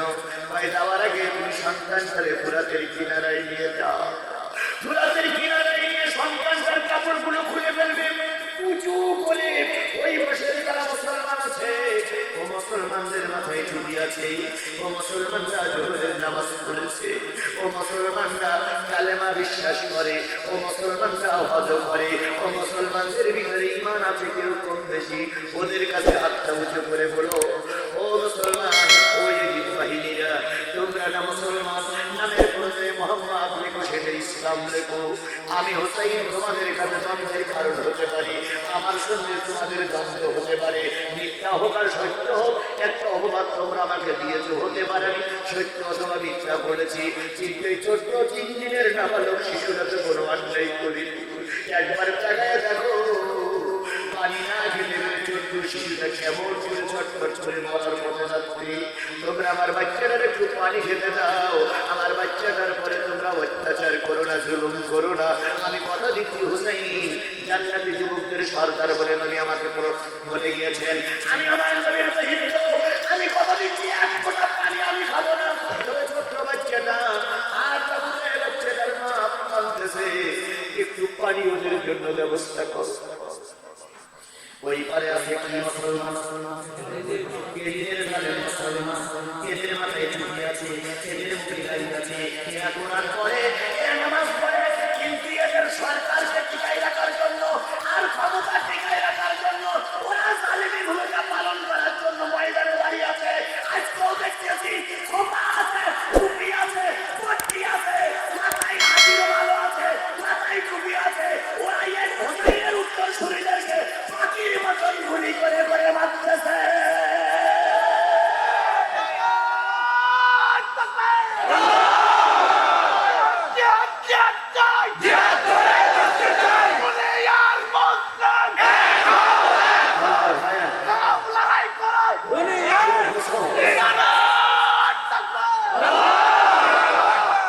তোমার এই 24 মিনিট আর আমার অসুবিধা এক ভাই রাখতে চলেই যাচ্ছে, থাকতোই না জিয়াদি মাথা। ভাই 1 নম্বর সেই আছে, আল্লাহ কবুল করুক। বন্ধুগণ, আমি মুসাফির, এর ভিতরে সন্দেহ আছে? আমি মাসুম, এর ভিতরে কোনো সন্দেহ নাই। যতগুলো আলেম বাংলাদেশে বক্তৃতা করছে, সবচেয়ে বেশি বেশি না হলো আমি নির্যাতিত আলেমদের ভিতরে একজন। আমার কষ্টের কথা যদি বলি, এমন কোন পাষাণ হৃদয় নেই যে ব্যক্তির চোখে পানি আসবে না। আমি সেগুলো নাই বললাম। আমি মোসাফির, আমি একজন মাসলুম, আমি কোরআন জানি বলে আপনারা আমাকে চেয়ারে বসাইছেন। আমি আপনাদের নিয়ে শেষ মোনাজাত করব। বাপ মা কবরে যায়নি, দাদা দাদি কবরে যায়নি, নানা নানি কবরে যায়নি, কবরে যায়নি এমন একটা পরিবার আছেন যে আমার পরিবারের কেউ কবরে যায়নি। সবাই পরিবার থেকে কেউ না কেউ হারাইছি। আমরা এখন তাদের জন্য প্রাণ খুলে দোয়া করবো। আজ নিজেও দোয়া করবো, আপনারা দোয়া করবো, আমারও যাওয়া লাগবে। আল্লাহ পাক যেন সবাইকে মাফ করে দেয়। এই জন্য যে যেখানে রাস্তাঘাটে আছেন, আমি 12টা পর্যন্ত সময় নিয়েছিলাম। আমার কথা আমি শেষের দিকে পড়াই নিয়ে আসছি। যে যেখানে আছেন রাস্তাঘাটে, দোকানে, বসা দিকে এতক্ষণ জোর করিনি। আসুন পেশাব দাঁড়িয়ে আপনাদের পেশাব বন্ধ করে আসুন আমরা দোয়ার দিকে যাই। আল্লাহ আমাদের পরিবারের সকল সদস্যকে মাফ করে দিক। সকলে বলুন আমি। এই জন্য রাস্তাঘাটে, দোকানে যারা যাচ্ছে বসেন, সবাই বসেন, দোয়া হবে ইনশাআল্লাহ। সেই দোয়া না করে আমরা কেউ যাবো না। আমার ভাইয়েরা মনে করেন না যে কথা মানে এখন শেষ করি আপনার কত দুঃখ করার কারণে আমার এইখানে এখন দুটো মাহফিল আছে। এইখানে এখন দুটো মাহফিল আছে। যদি হয় আমি কি একটা করার পরে আমার সন্দেহ থেকে যে সামনেটা হবে কিনা তারিখটা একটু বললেন। যদি হয় তাহলে সেই দিনে আরো দুটো পয়েন্টের পরে কথা হবে। গত বছর আমরা একটা মাহফিলের পাশে করে দিয়েছিলাম, আলোচনা করেছিলাম, ভালোই মনে আছে। সূরা সফের থেকে আলোচনা করেছিলাম। আর তারপর একটা বৃষ্টি হয়েছিল, ওখানে আমরা সূরা লোকমানের কয়টা আয়াত করেছিলাম কিন্তু শেষ করতে পারি। আজকে আমরা এখানে সূরা ফাতির থেকে আলোচনা করছি। আগামীতে দুইটা মাহফিল আমাদের এখনো নেওয়া আছে। 5ই জানুয়ারি নিরিধার বসুয়া রাজাপুরের পাশে, আরেকটা হলো 30শে জানুয়ারি তেলো চালু এই দুটো মাহফিল আপনারা যাওয়ার জন্য চেষ্টা করেন। 5ই জানুয়ারি আর 30শে জানুয়ারি ডিসেম্বরে আসবে। তবে চিন্তা করেন না যুগলকে শুনবো না ভাই, আপনারা অন্তত 10টা মাহফিল শোনেন। এখানে যেটা হচ্ছে ওখানে সেটা হবে না ইনশাআল্লাহ। এই জন্য আজকের মাহফিল এখানে শেষ করে যাবো। আমরা কিন্তু আগে যাবো না। কি আমার সঙ্গে একমাত্র সবাই যদি আমার ভেড়ে দিকে চলে যান তাহলে বলতে এত করে সবাই আছে, সব দিকে চলে যান। আমার ভাইয়েরা ছোট বাচ্চারা উঁচু করে আছে নদীর কিনারায়, মনে আছে তো? আর হাতের পরে বাচ্চা, হুসাইনের হাতের পরে বাচ্চা। ওই নদীর ওই পারে যারা আছে তারা কি মুসলমান? এই পারে আছে খালি মুসলমান। ওই মুসলমানের ভিতরে কারণ না কারণ সামান্য পরিমাণ ঈমান থাকলে কেউ ডুবি পড়লেও বলতে পারে, কারোর বা নদী পরে ভালোবাসা থাকলেও থাকতে পারে। ওরা তখন বলাবলি করতে লাগলো আমাদের শত্রু হোসাইন। কিন্তু ছোট্ট বাচ্চা তো শত্রু না, আমাদের শত্রু হোসাইন হতে পারে কিন্তু ছোট বাচ্চা তো শত্রু না। এ বাচ্চা মেরে আপনি বাচ্চা একটু পানি খালি বা সমস্যা কি? বড় শয়তান, বড় নেতা চিন্তা করলো এই তো বিদ্রোহ শুরু হয়ে গেছে, এই তো বিদ্রোহ শুরু হয়ে গেছে, এই তো বিদ্রোহ শুরু হয়ে গেছে। একজনের কানে কানে বলে দিল পারবা ছোট্ট বাচ্চারা দুনিয়া থেকে বিদায় করে দিতে, হুকুম করলে পারবো।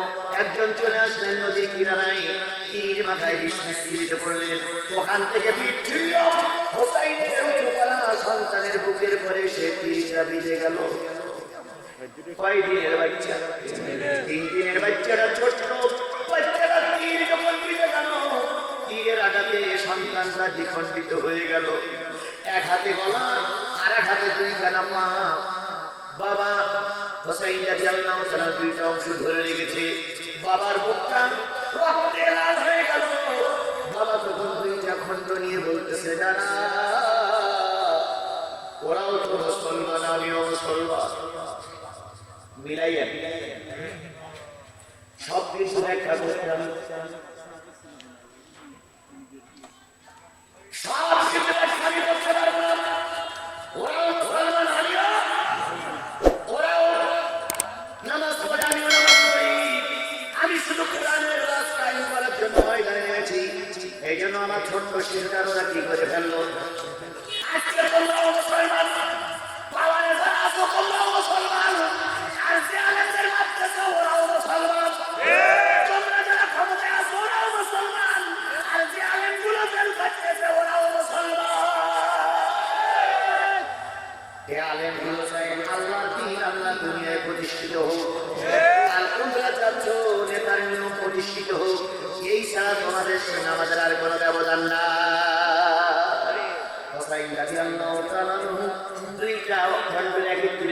বাসায় ফিরে আসলেন। শহর বাজার ঘেটে দাঁড়িয়ে আছে, সন্তান পানি খেয়ে আসবে, ওর জিহ্বাটা চুষে অথবা ওর গায়ে যে পানি লেগে থাকবে ওই পানিটা ছেড়ে আমি একটু পানি শরীরের ভিতরে ঢুকাবো। এবার একটা ফোকলা করে এনে হোসাইনটাকে আমি শহর বাজার সামনে দিয়ে বলছি, শহর বাজারে শেষবারের মতো পানি পান করেছে, আর কখনো তোমার সন্তান জ্বালাতন করবে না, আর কখনো পানি পান করার জন্য কান্নাকাটি করবে না। এই নাও তোমার মায়ের পুত্রী।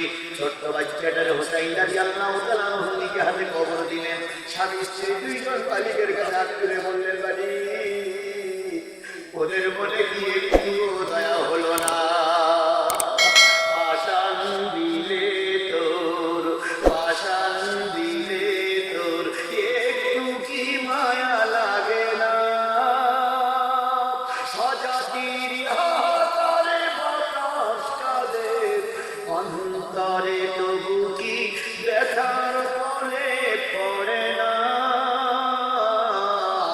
অন্তরে ব্যথার ফলে পড়ে না।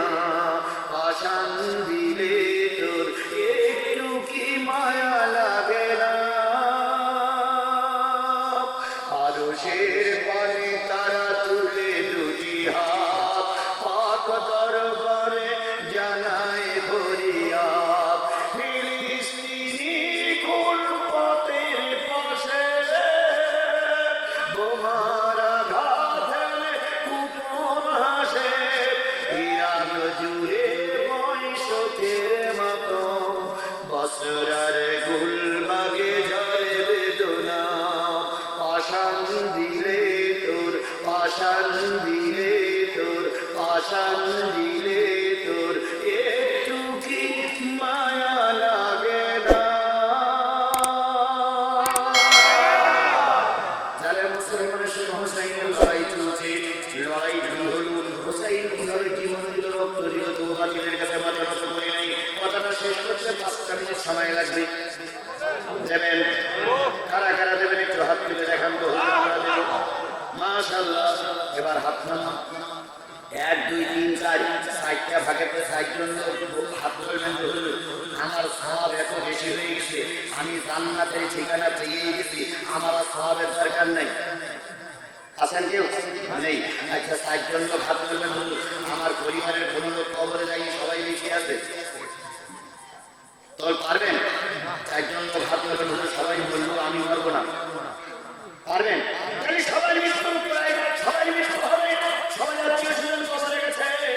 এই মাদ্রাসায় যদি আমি 20 টাকা দিয়ে যাই, মাদ্রাসা ছাত্ররা এখানে লেখাপড়া শিখবে, কোরআন শিখবে, পকেটে যদি টাকা থাকে 20টা টাকা কমপক্ষে 20টা টাকা মাদ্রাসায় দিতে হবে। এইবার টাকা চালি যদি কেউ ওঠেন, খালি মনে করবো এই মাদ্রাসার শত্রু, মনে করবে কোরআনের শত্রু। এতক্ষণ লাভ হচ্ছে, একা উঠলো না, আর যদি টাকা চালি উঠে যায় তাহলে বুঝতে হবে কোরআনের শত্রু না, এরা মাদ্রাসার শত্রু, এ নবীর শত্রু, এ আল্লাহ শত্রু, এ আজিজুল ইসলাম জিহাদি শত্রু।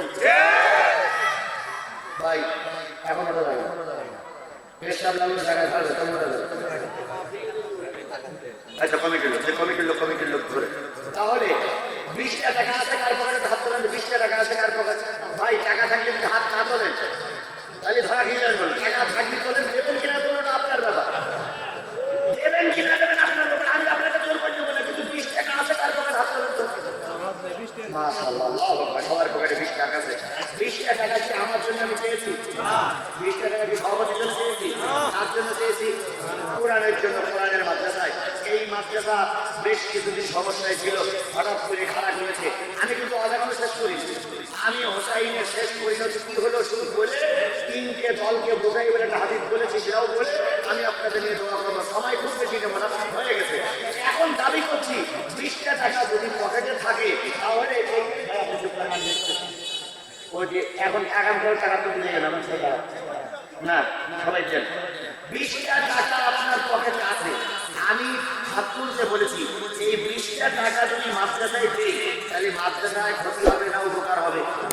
সবাই মিলে বলেন, ক্ষতি হবে না উপকার হবে? কোরআনিয়া মাদ্রাসা টিকে থাকা মানেই কোরআন টিকে থাকা।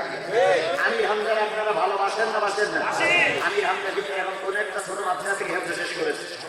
আমি পুরোপুরি হাফেজ না, কিন্তু ছোট জীবনে শেষ করতে পারিনি, কিন্তু কেননা কওমি মাদ্রাসা খোলা হবে। আমি আলিয়া মাদ্রাসা থেকে পাশ করেছি, সুতরাং আমি আলিয়া মাদ্রাসা ছাত্র। তাহলে মাদ্রাসাগুলো ঠিকাই রাখলে মামুনুল হকের মতন আলেম বাহির হবে, ঠিকাই রাখলে আমির হামদার মতন আলেম বাহির হবে, মাদ্রাসাগুলো টিকে থাকলে আল্লামা সাঈদীর মতন আলেম তৈরি হবে, মাদ্রাসাগুলো টিকে থাকলে আজিজুল ইসলাম জিহাদির মতন লোক তৈরি হবে। এই মাদ্রাসাগুলোকে আমরা ঠিকাই রাখতে চাই না, চাই। এখন মুখে মুখে বললেই তো হবে না, একটু অর্থ দিতে হবে। এখন কমপক্ষে 20, ওপরে 50, 100, 200, 500, 1000, 2000, 5000, 10,000, 50,000, 1 লাখ, 2 লাখ, 50 লাখ, লাখ কোটি। আপনার লোক দেবেন, কিন্তু 20 টাকা নিচে কেউ দেবেন না। সবাই পকেটে হাত দেন, তো আমি হাত দিচ্ছি, আমি বের করি। সবাই হাত দেন, হাত দেন, সবাই হাত দেন, সবাই হাত দেন। 1 লাখ টাকা দিয়ে কেউ দেবো না, আমি 1 লাখ টাকা করবো, কারো দরকার নেই। 1, 2,